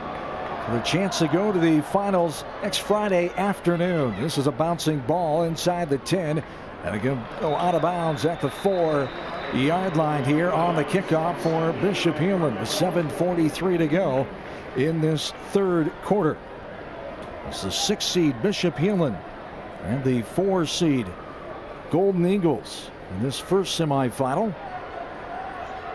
John, still plenty of time. Kick out of bounds.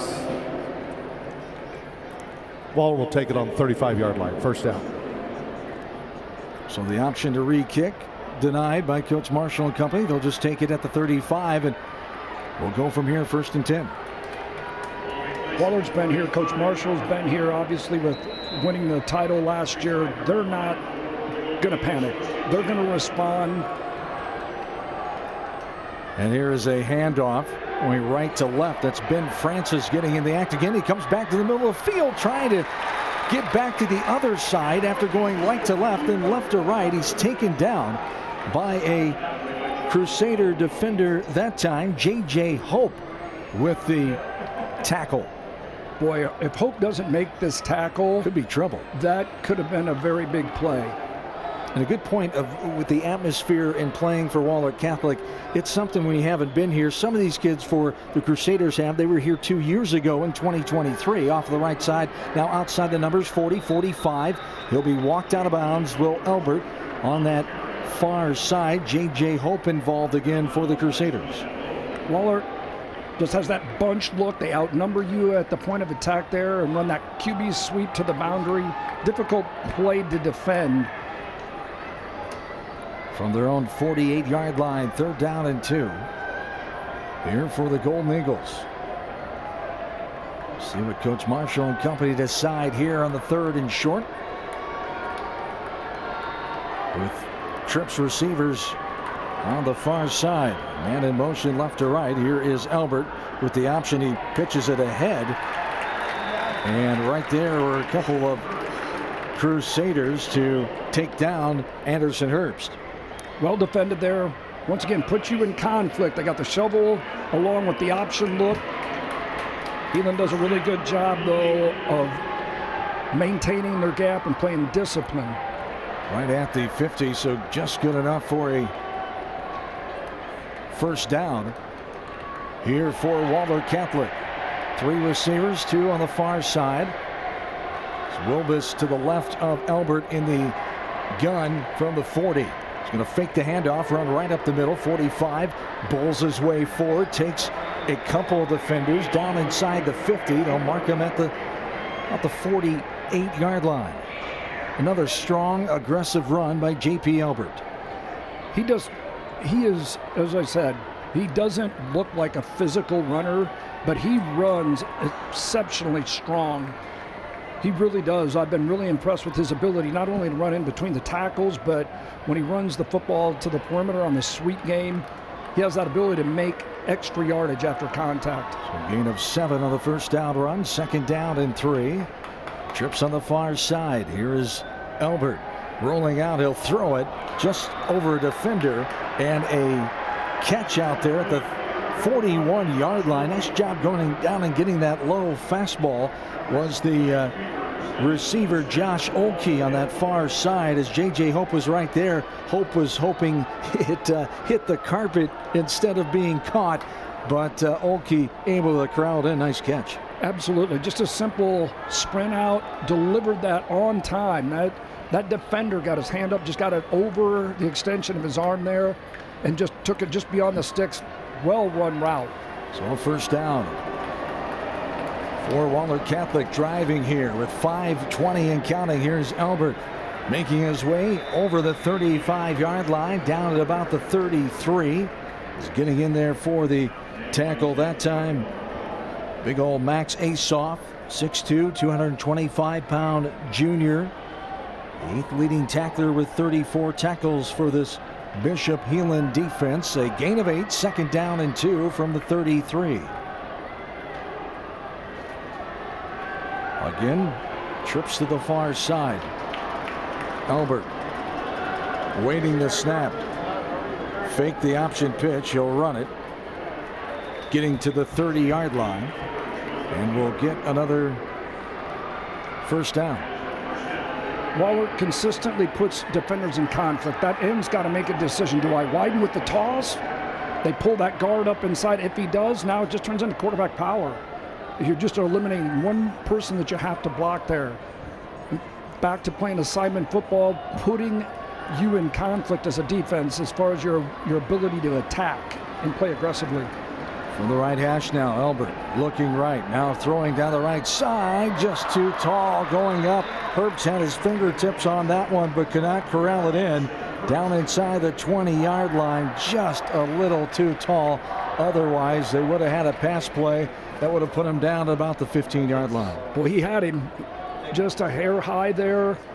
Loved the concept again, just kind of faking that toss, getting that outside defender to come up, set the edge, and had him just right up the hash.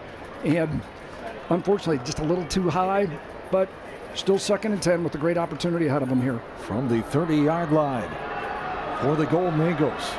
This time 2 receivers, far side, short side of the field. Albert will get it, run straight forward inside the 30 to about the 27-yard line as he continues to chunk yardage here on the short runs.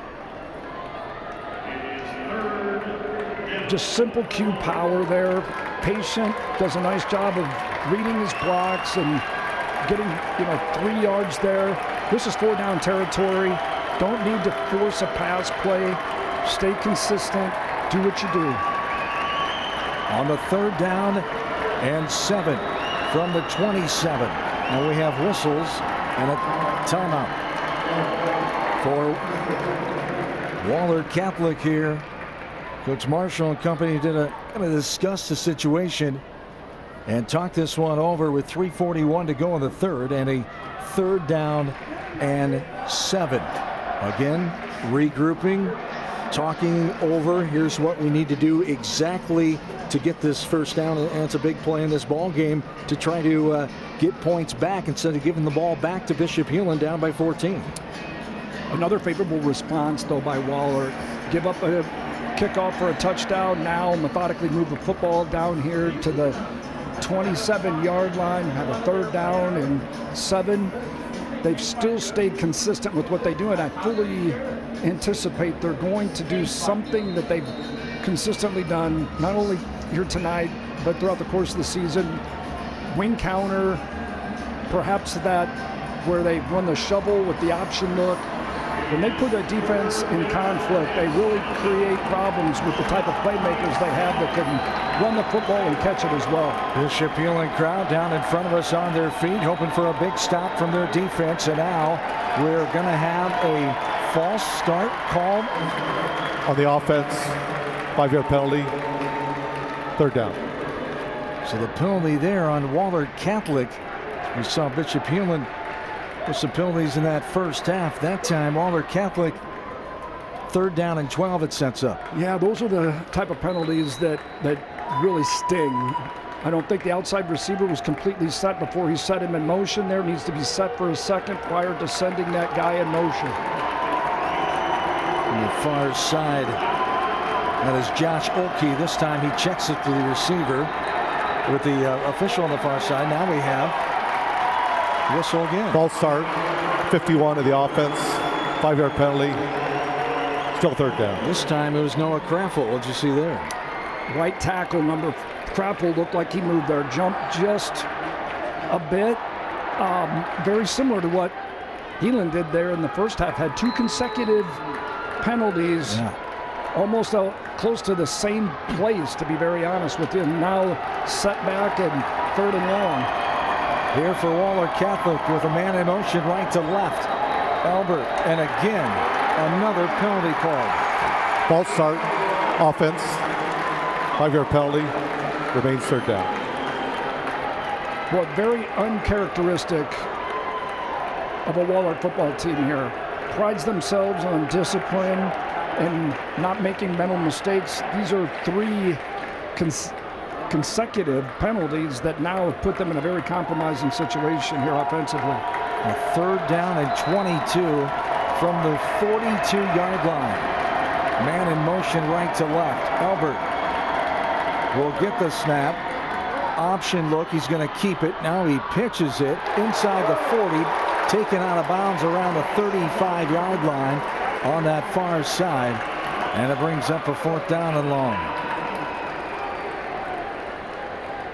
Yeah, this option, boy, it's hard to keep that pitch relationship, but they still do a great job. Heelan does a really nice job also of pursuing and playing assignment football, having someone on the quarterback and someone on the pitch.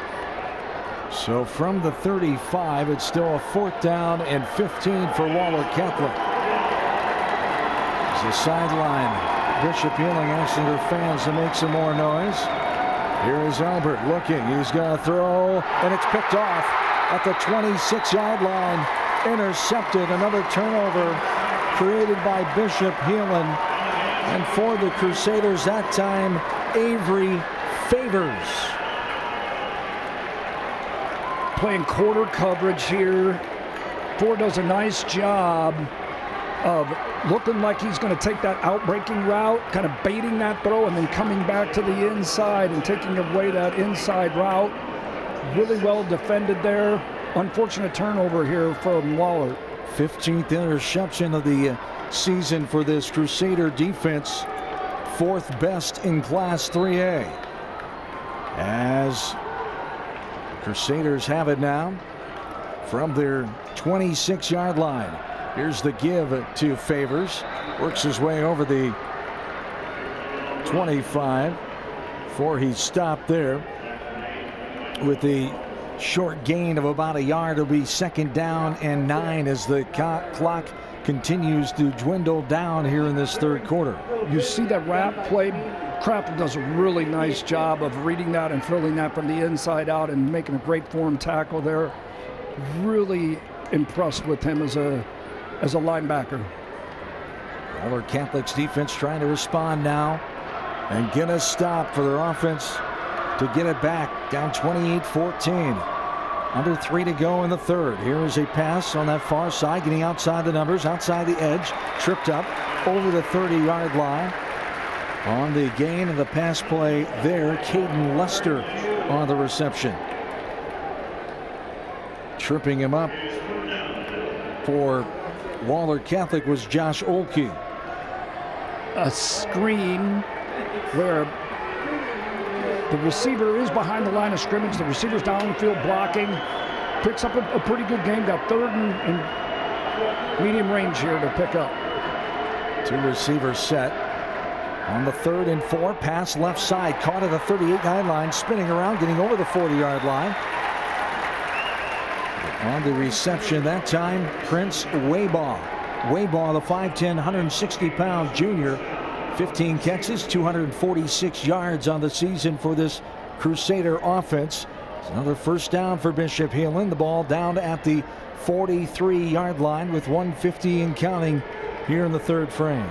Great pitching case there. Outstanding, given space there, threw it right on time. That's the key to that timing route. It's got to be thrown right on the break.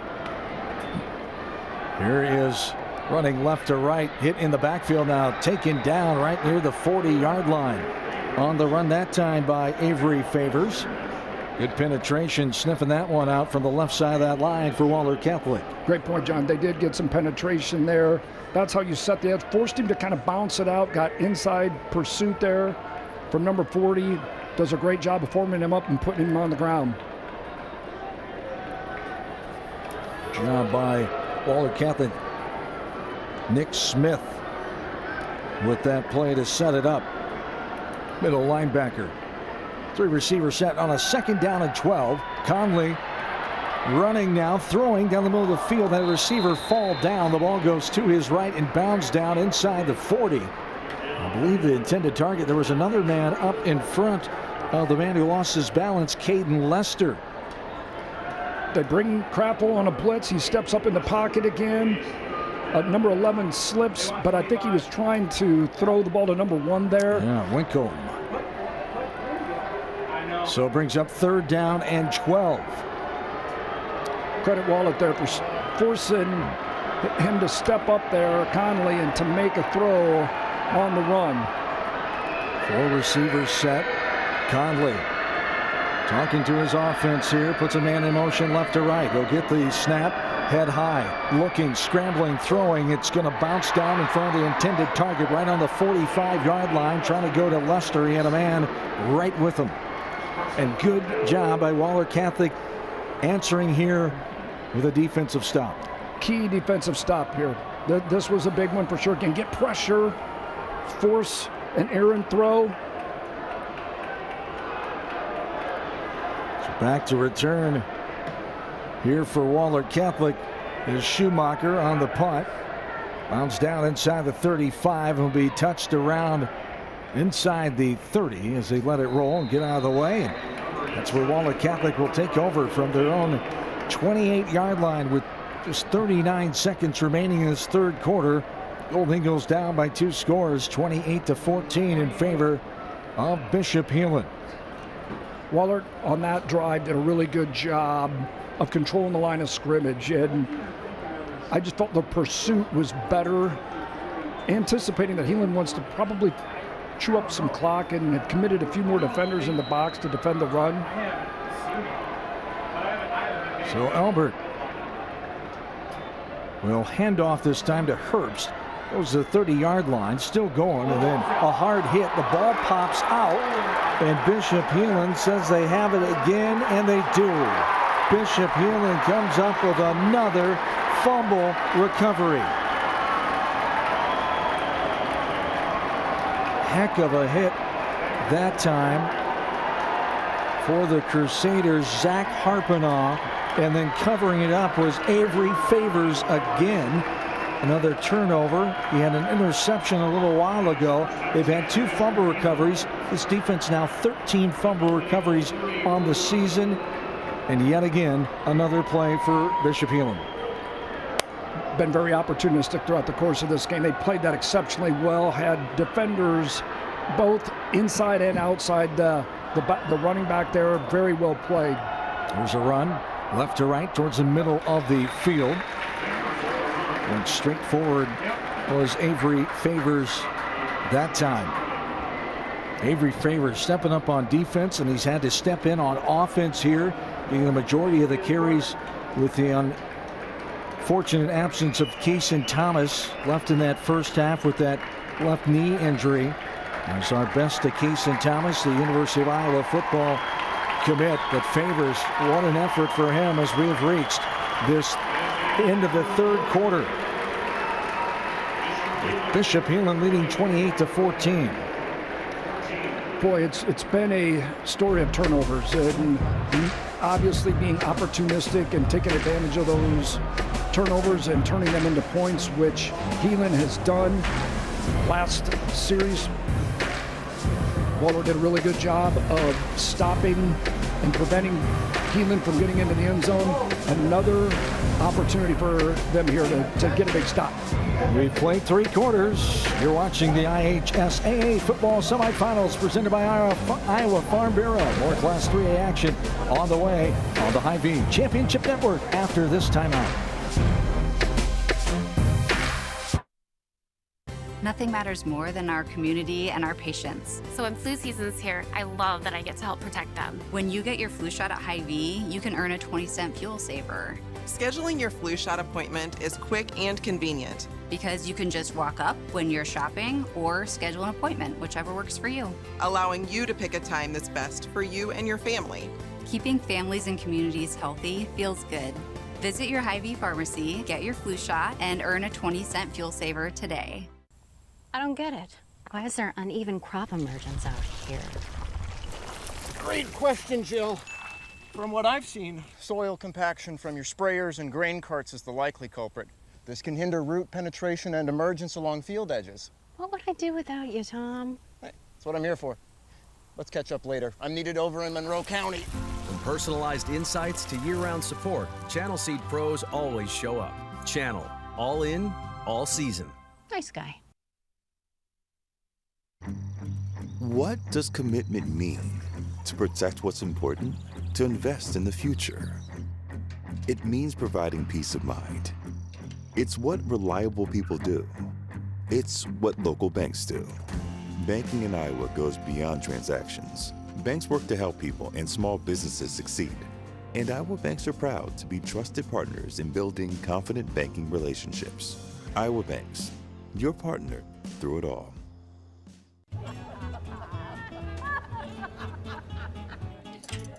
Ladies, the bake sale's about to start. Are you ready?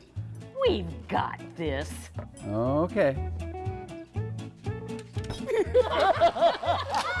Oh, guys, he's here. Quick start delivery for Janet. Bring it here. Let's get this bake sale going. Yeah. Come on. Best bake sale ever. Oh, yeah. Let's dig in.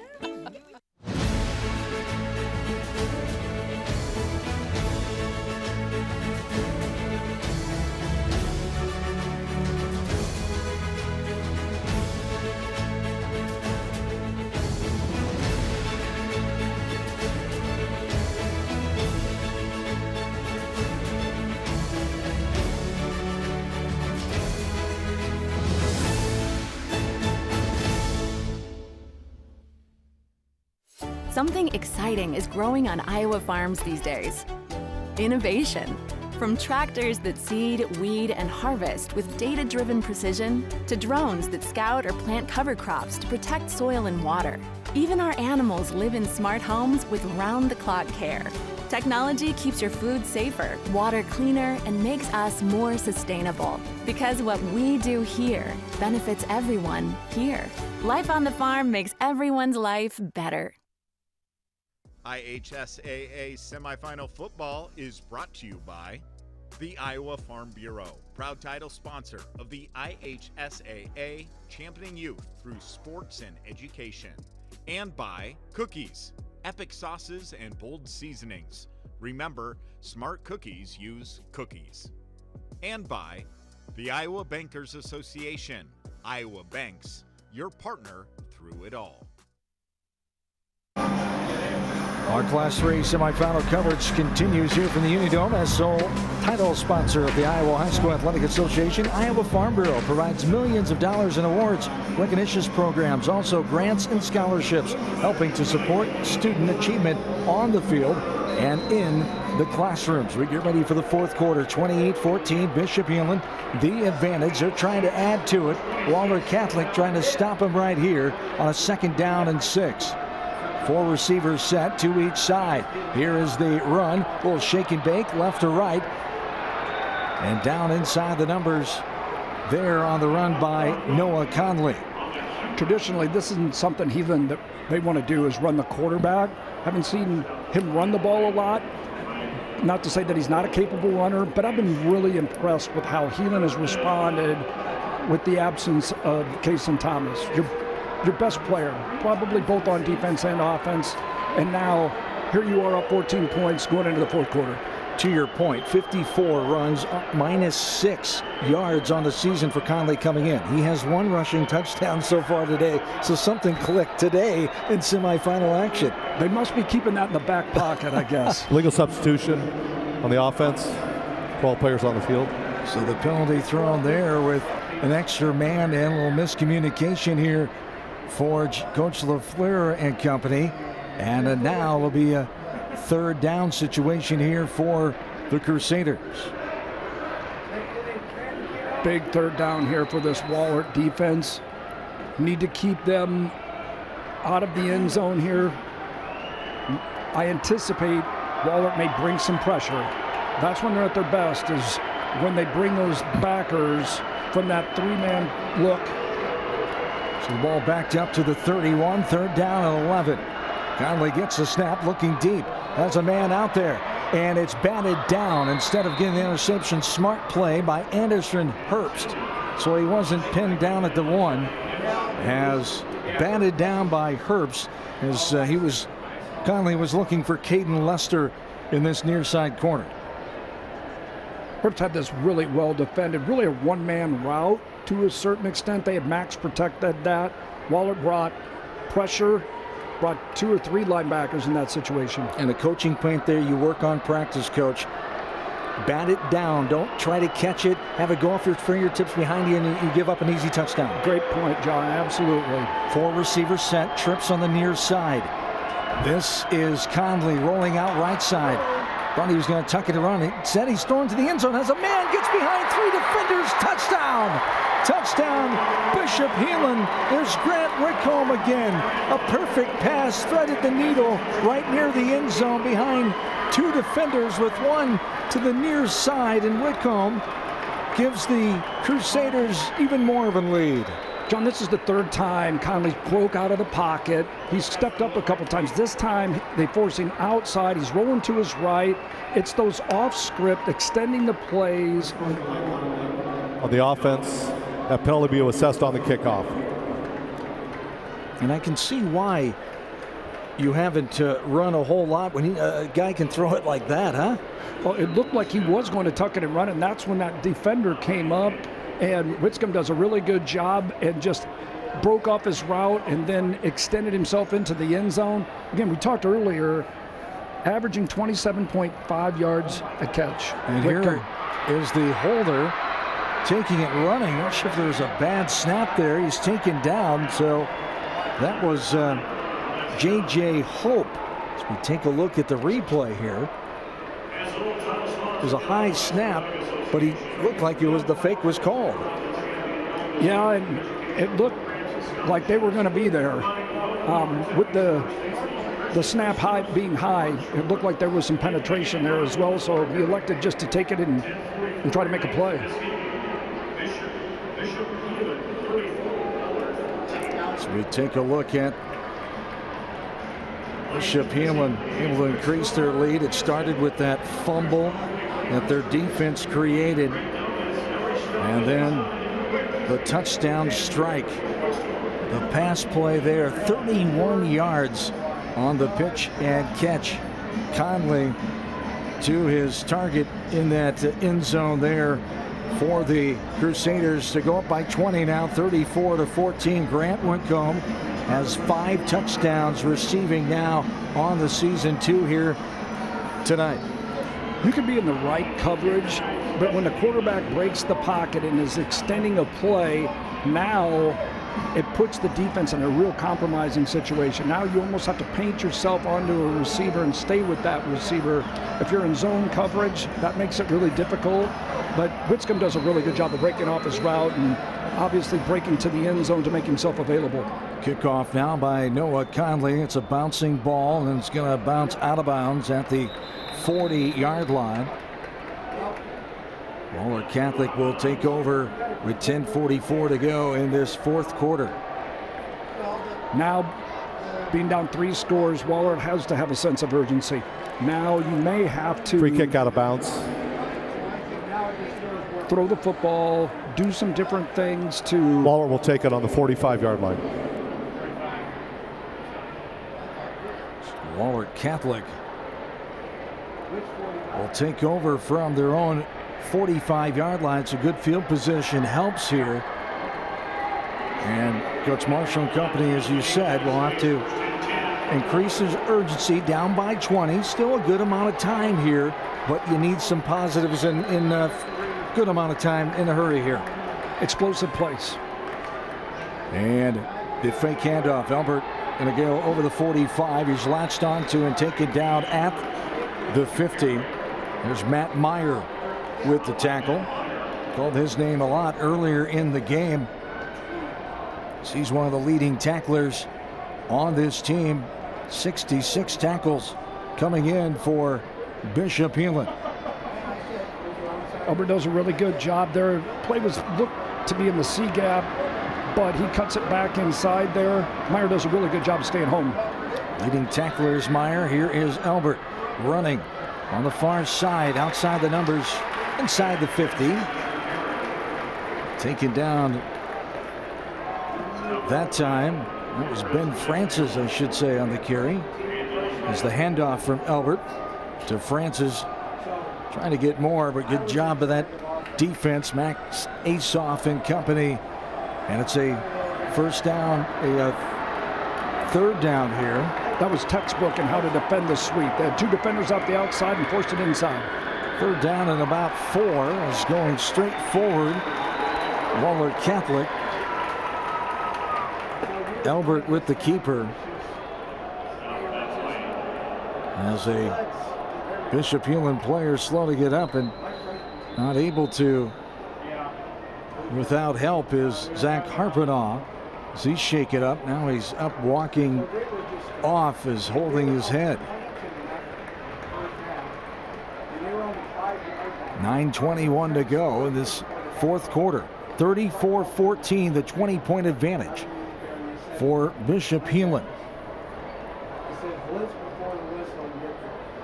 Thanks again to Iowa Farm Bureau for presenting the Athletic Association's 2025 Football Championship Week. And here we go. With a 4th down and 1, here we had a flag on the far side.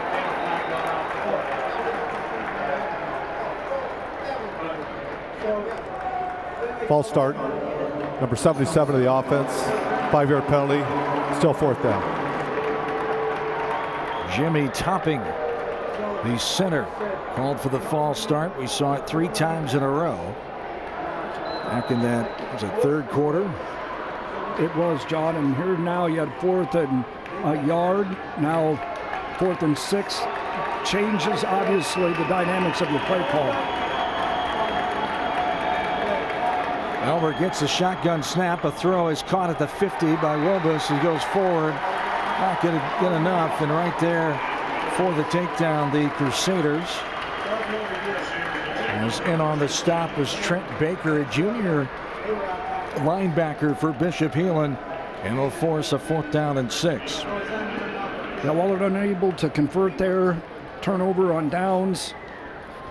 This is yeah, they're going to have to get a 3 and out here to maximize the time that they're going to have available here with their next drive.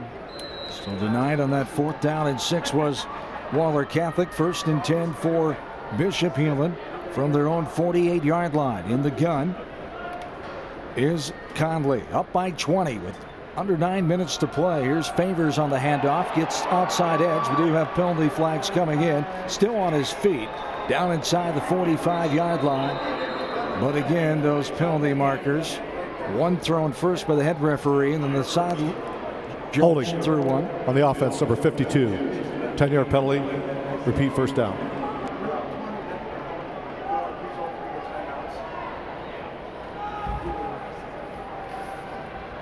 Called on Jacob Galvin, a senior offensive lineman, 6'1", 260 for Bishop Heelan that time. And will back up the Crusaders. So the ball will be on their own 38-yard line. 4 receivers set for Conley and company. With Favors in the backfield to his left. Taking time is Conley with the play clock only at 12.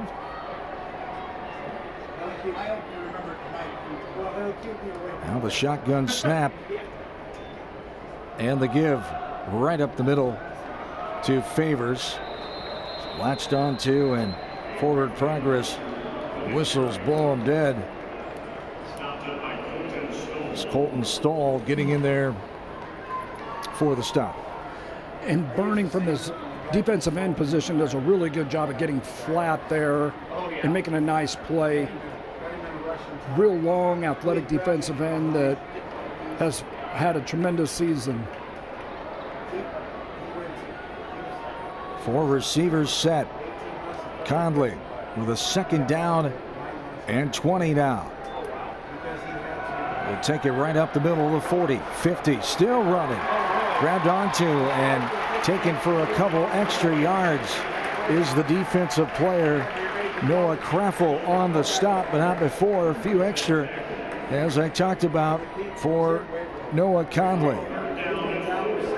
Breaking a tendency here, as we talked about earlier. Conley's not one to run the football, but it's in the playoffs where you obviously take advantage of, you know, every opportunity you have to use the personnel you have.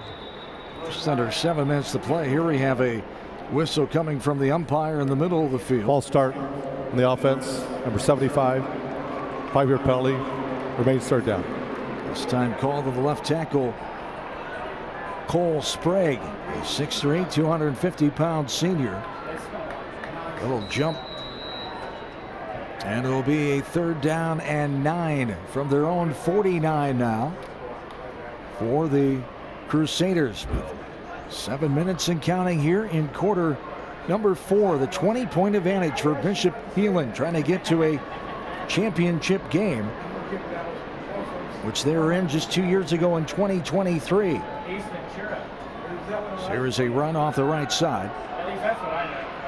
Down inside the 50-yard line is Conley at the 48. Heelan is not going to compromise, field position here by trying to throw the football and obviously putting themselves in a compromising situation by throwing an interception. Real conservative play call. Now we're going to punt it away here with 4th and 6. There's a man running on is Caden Lester saying, wait for me. And the punt coming here. A quick punt away from the Crusaders and J.J. Hope. The ball is down around the 20-yard line. That's where Wahlert Catholic will take over with 5:59 to go and a 34-14 advantage for Bishop Heelan. Now, Wahlert really needs to play with no huddle, try to get as many plays in as short amount of time as possible. You're going to see Heelan probably play more of a prevent style defense, allowing them to run the football, keep everything in front.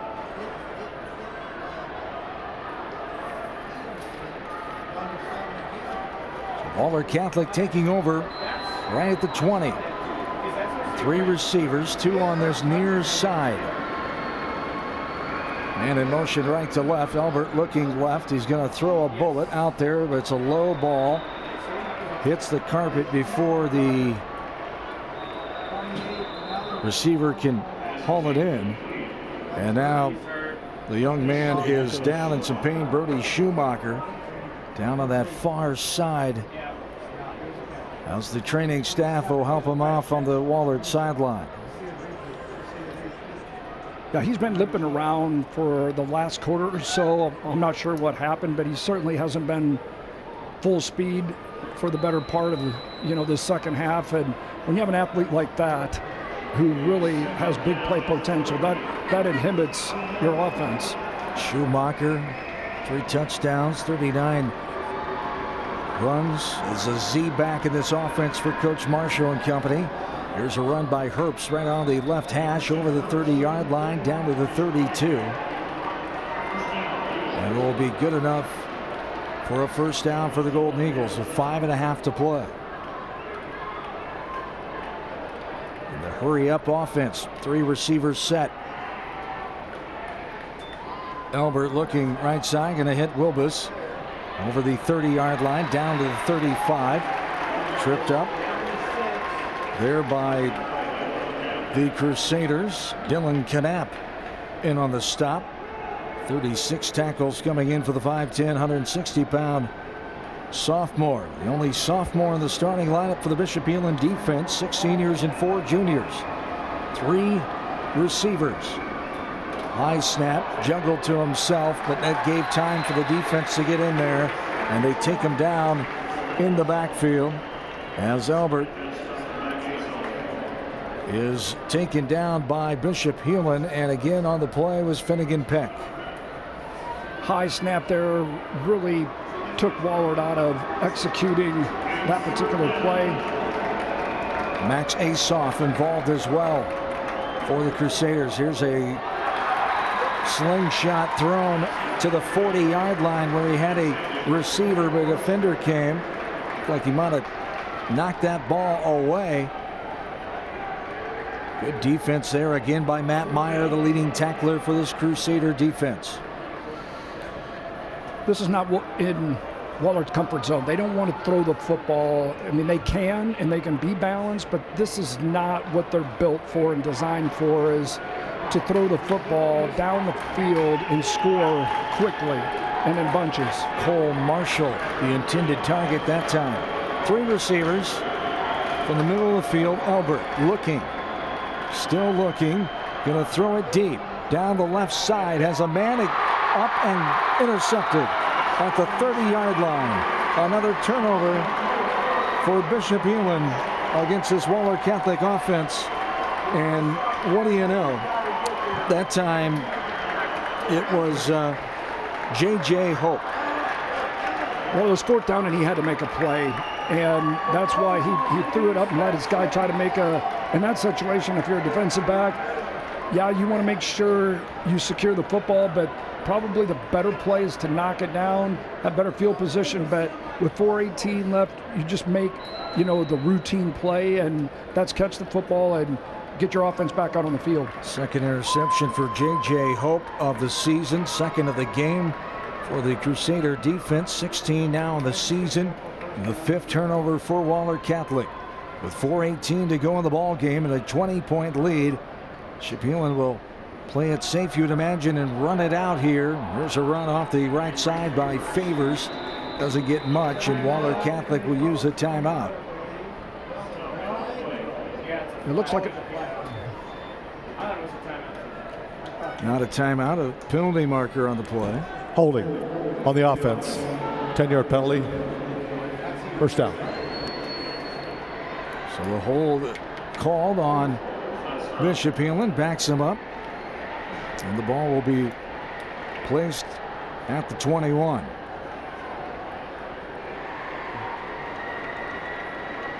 Actually looked like a couple different holds there, to be very honest with you. Take your pick, huh? So the first down and 20 now for Bishop Heelan. Under 4 minutes to play, as they eye a trip to the finals next Friday afternoon. Here's a run off the left side. Around the 20-yard line, Conley, Noah Craffle in on the stop. Just trying to run clock here. Smart play by Conley. No need to try to get extra yards. Just get down. It's been a great run again after the championship season a year ago for Wahlert Catholic, as you can start to see the realization of their season's going to end here for the Golden Eagles with 3 and change to go. More injuries this year than the last 4 years combined, Coach Marshall told us. Players found a way, next man in mentality, continuing to persevere and find ways to win. A 9-2 record coming in here to this ball game. A run off the right side around the 25. But it's coming up a little short, and give credit to some plays and some playmakers for the Crusaders. And again, Bishop Heelan did a lot of this without their main man, Kaysen Thomas, who was our key player of the game, the commit to the Iowa Hawkeye football program, with that unfortunate injury in the first half. It says a lot about your senior leadership when you have your best player go out and everyone else rises to the occasion. And that certainly was exemplified here after Thomas goes down, as you can see here on your picture. Unfortunate, and we hope that he'll be able to play in the championship game next Saturday. Outstanding football player.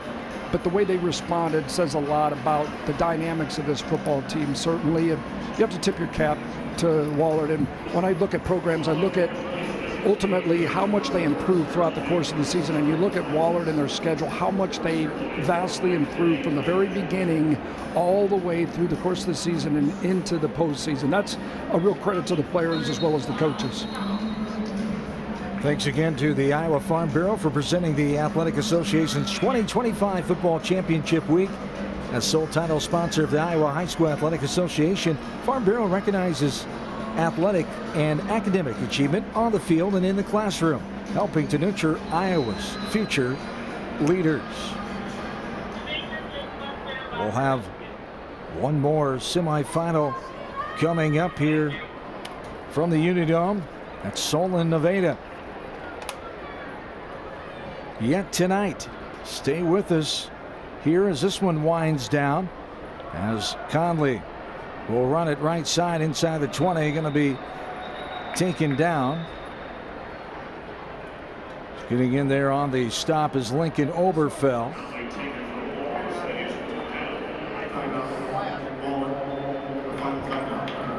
Yeah, clearly Heelan's just trying to run the clock with the quarterback right now, but don't want to put him in a compromising situation either, where your quarterback is running the football late in the game here and risking injuries. So the right call just to go down and try not to get any extra yardage here and punt the ball away and play defense. And Wahlert is going to try to obviously do their best to score in as minimal amount of time as possible. Video broadcasts of the Iowa High School Athletic Association state championship events are copyrighted property of the IHSAA. Reproduction or retransmission of these broadcasts without the express written consent of the IHSAA is prohibited. With 2:31 remaining here in this quarter, number 4, Bishop Heelan will punt it away. And it bounds down to the 43-yard line. Diving effort there for the Bishop Heelan player, Prince Wayball. And Wahlert Catholic will take over on the 40-yard line. With 2:23 to go, as Bishop Heelan will advance on to their 15th state title game. So they've won 4 state championships, the last one in 2013. A runner-up 2 years ago in 23, 10 runner-ups, 61-35 now playoff record all-time for Bishop Heelan in their 40th playoff appearance, 3rd in a row.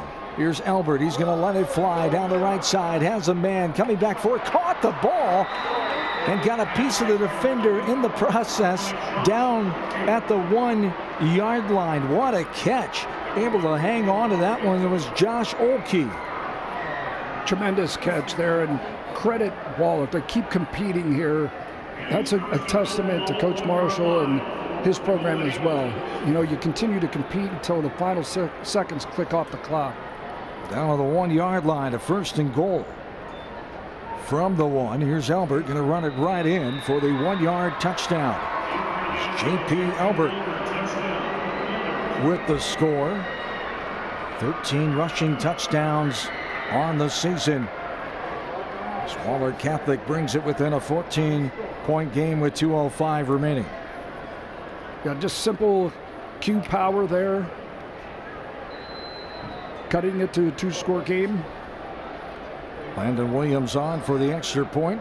Snap is good, hold is good, and the kick just tucked in the right upright for the 21st point of the ball game for Wahlert Catholic.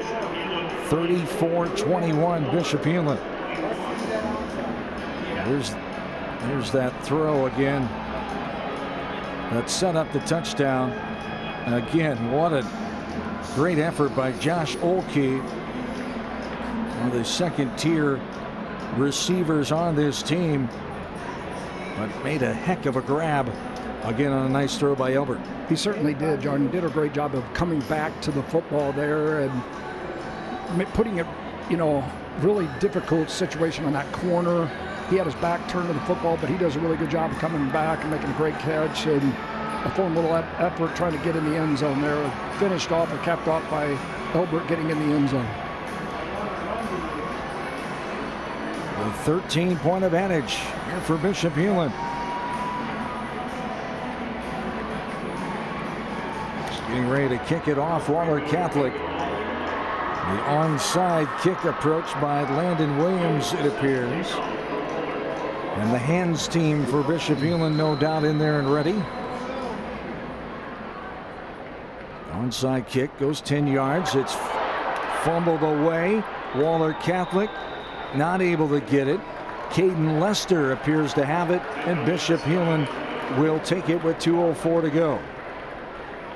Nice job by Lester getting in there after initially hit one of his teammates right between the wickets of the Crusader that time. For Bishop Heelan, Riley Lowry, the sophomore. But again, Lester was there, and Bishop Heelan made another play. They certainly did. You just never know on an onside kick. A lot of things that can happen there, and they were fortunate to get on that. Under center. Conley is going to kneel it down with under 2 minutes to play. And the Crusaders, the 4 seed, will take down the 6 seed Wahlert Catholic.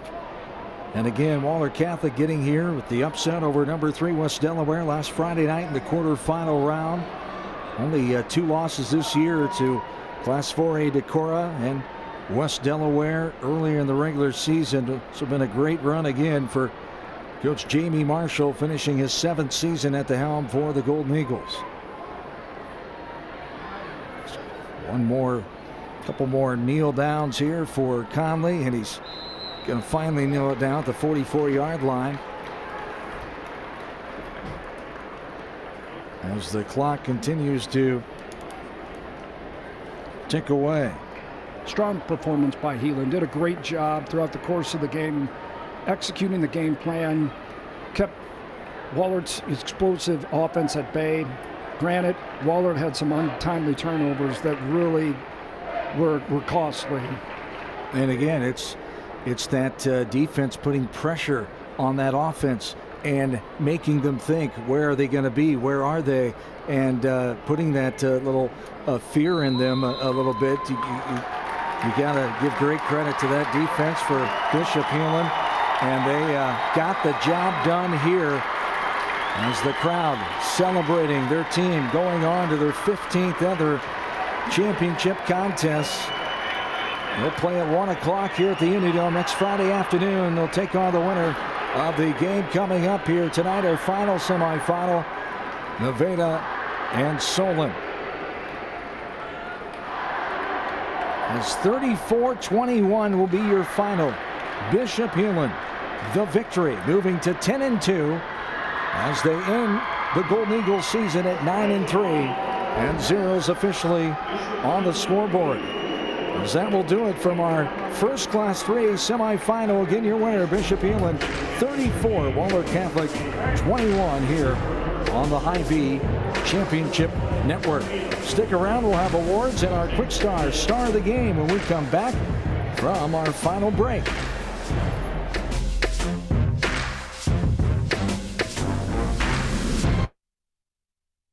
Health powers life, from the delightfully routine to the truly uncharted.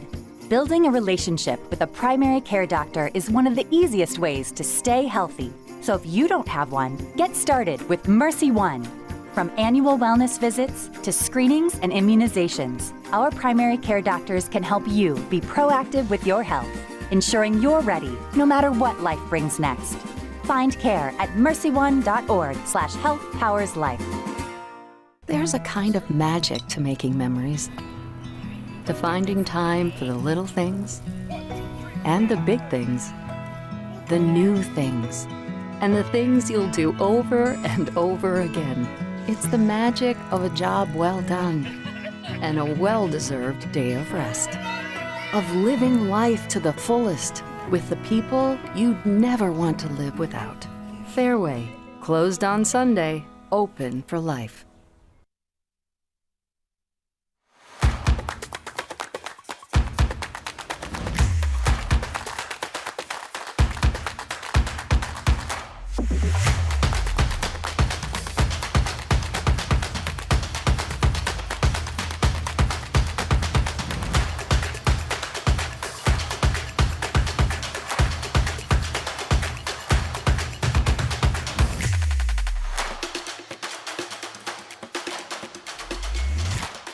We're not just lighting a stadium, we're creating lasting memories. We're not just installing a mini pitch, we're empowering youth to learn and grow. We're not just retrofitting an airport, we're creating an environment where workers can feel safer. This is why, whether it's a game down the street, professional stadiums around the world, or treasured monuments and landmarks, you always know when it's must go. Something exciting is growing on Iowa farms these days. Innovation. From tractors that seed, weed, and harvest with data-driven precision, to drones that scout or plant cover crops to protect soil and water. Even our animals live in smart homes with round-the-clock care. Technology keeps your food safer, water cleaner, and makes us more sustainable. Because what we do here benefits everyone here. Life on the farm makes everyone's life better. Nothing matters more than our community and our patients. So when flu season's here, I love that I get to help protect them. When you get your flu shot at Hy-Vee, you can earn a 20-cent fuel saver. Scheduling your flu shot appointment is quick and convenient. Because you can just walk up when you're shopping or schedule an appointment, whichever works for you. Allowing you to pick a time that's best for you and your family. Keeping families and communities healthy feels good. Visit your Hy-Vee pharmacy, get your flu shot, and earn a 20-cent fuel saver today. IHSAA Semifinal Football on the Hy-Vee Championship Network is brought to you by Hy-Vee, a proud partner of IHSAA. Hy-Vee, where there is a helpful smile in every aisle. And by Sukup Manufacturing Company, the world's largest family-owned and operated manufacturer of grain storage, drying, and handling equipment. And by the Iowa Farm Bureau. From rural roots to statewide pride, Iowa Farm Bureau proudly supports student-athletes across Iowa. Back inside the Unidome here in Cedar Falls, our first Class 3 semifinal in the books as the Bishop Heelan crowd standing, and standing ovation for their team coming to the sideline as Bishop Heelan advances to the Class 3 title tilt next Friday. We'll face the winner of our next semifinal between Solon or Nevada coming up here tonight.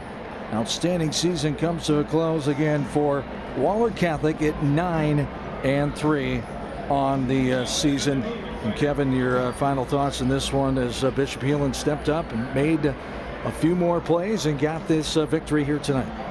First off, congratulations to Wahlert Catholic on a great run. And the improvement that they made throughout the course of the year is a testament to them and their coaches. You just can't turn the football over 5 times in the semifinals. And Heelan was able to capitalize on those mistakes and convert those into points. And really, that was the difference in the game. You look at the total yardage, you look at the first downs, it doesn't add up. And that's why at games like this, when you have 2 really close football teams as far as just abilities that come together and compete, it's the mistakes, it's the miscues, it's the penalties, and it's the turnovers that ultimately determine the outcome of a game. As we highlight the top performer for this Class 3A semifinal, your quick star of the game is Avery Favors, the outstanding defensive and offensive player. 10 carries, 34 yards. As he had 6 total tackles, 3 solo, 1 fumble recovery, and 1 interception for Favors. What can you say? You know, put in a real difficult situation and rose to the occasion on both sides of the football. Did a great job of filling the void left by Thomas. A real unfortunate injury to him, but responded then by playing not only great at the running back position, but on defense made a number of key plays, and Connolly was outstanding as well and deserving of the award. Can't say enough about the way he performed at the quarterback position, but it was just overall a great performance by this Heelan football team. 5'11" senior Avery Favors, the running back and linebacker, 200-pounder. Again, congratulations to him. On the go, Quick Star's got you covered. Fuel up, grab a bite, and score offers with their Quick Rewards app. Get everything you need only at Quick Star. As next Friday night's Class 3A championship matchup is halfway set, it will be your winner here, Bishop Heelan, take on the winner of the game coming up, again, Nevada or Solon, for that state title next Friday afternoon at 1 o'clock. We appreciate you joining us for this coverage of the Iowa High School Athletic Association's 2025 football semifinals, presented by Iowa Farm Bureau. We'll step aside for a bit. More semifinal action in this class, in Class 3A, will kick off next as the semifinals presented by Iowa Farm Bureau. And some more action coming up here around half hour or so from the Unidome here in Cedar Falls. For the coach, Kevin Miller, and the team here in Cedar Falls, I'm John Swisher. Thank you so much for watching the HSAA football on the Hy-Vee Championship Network.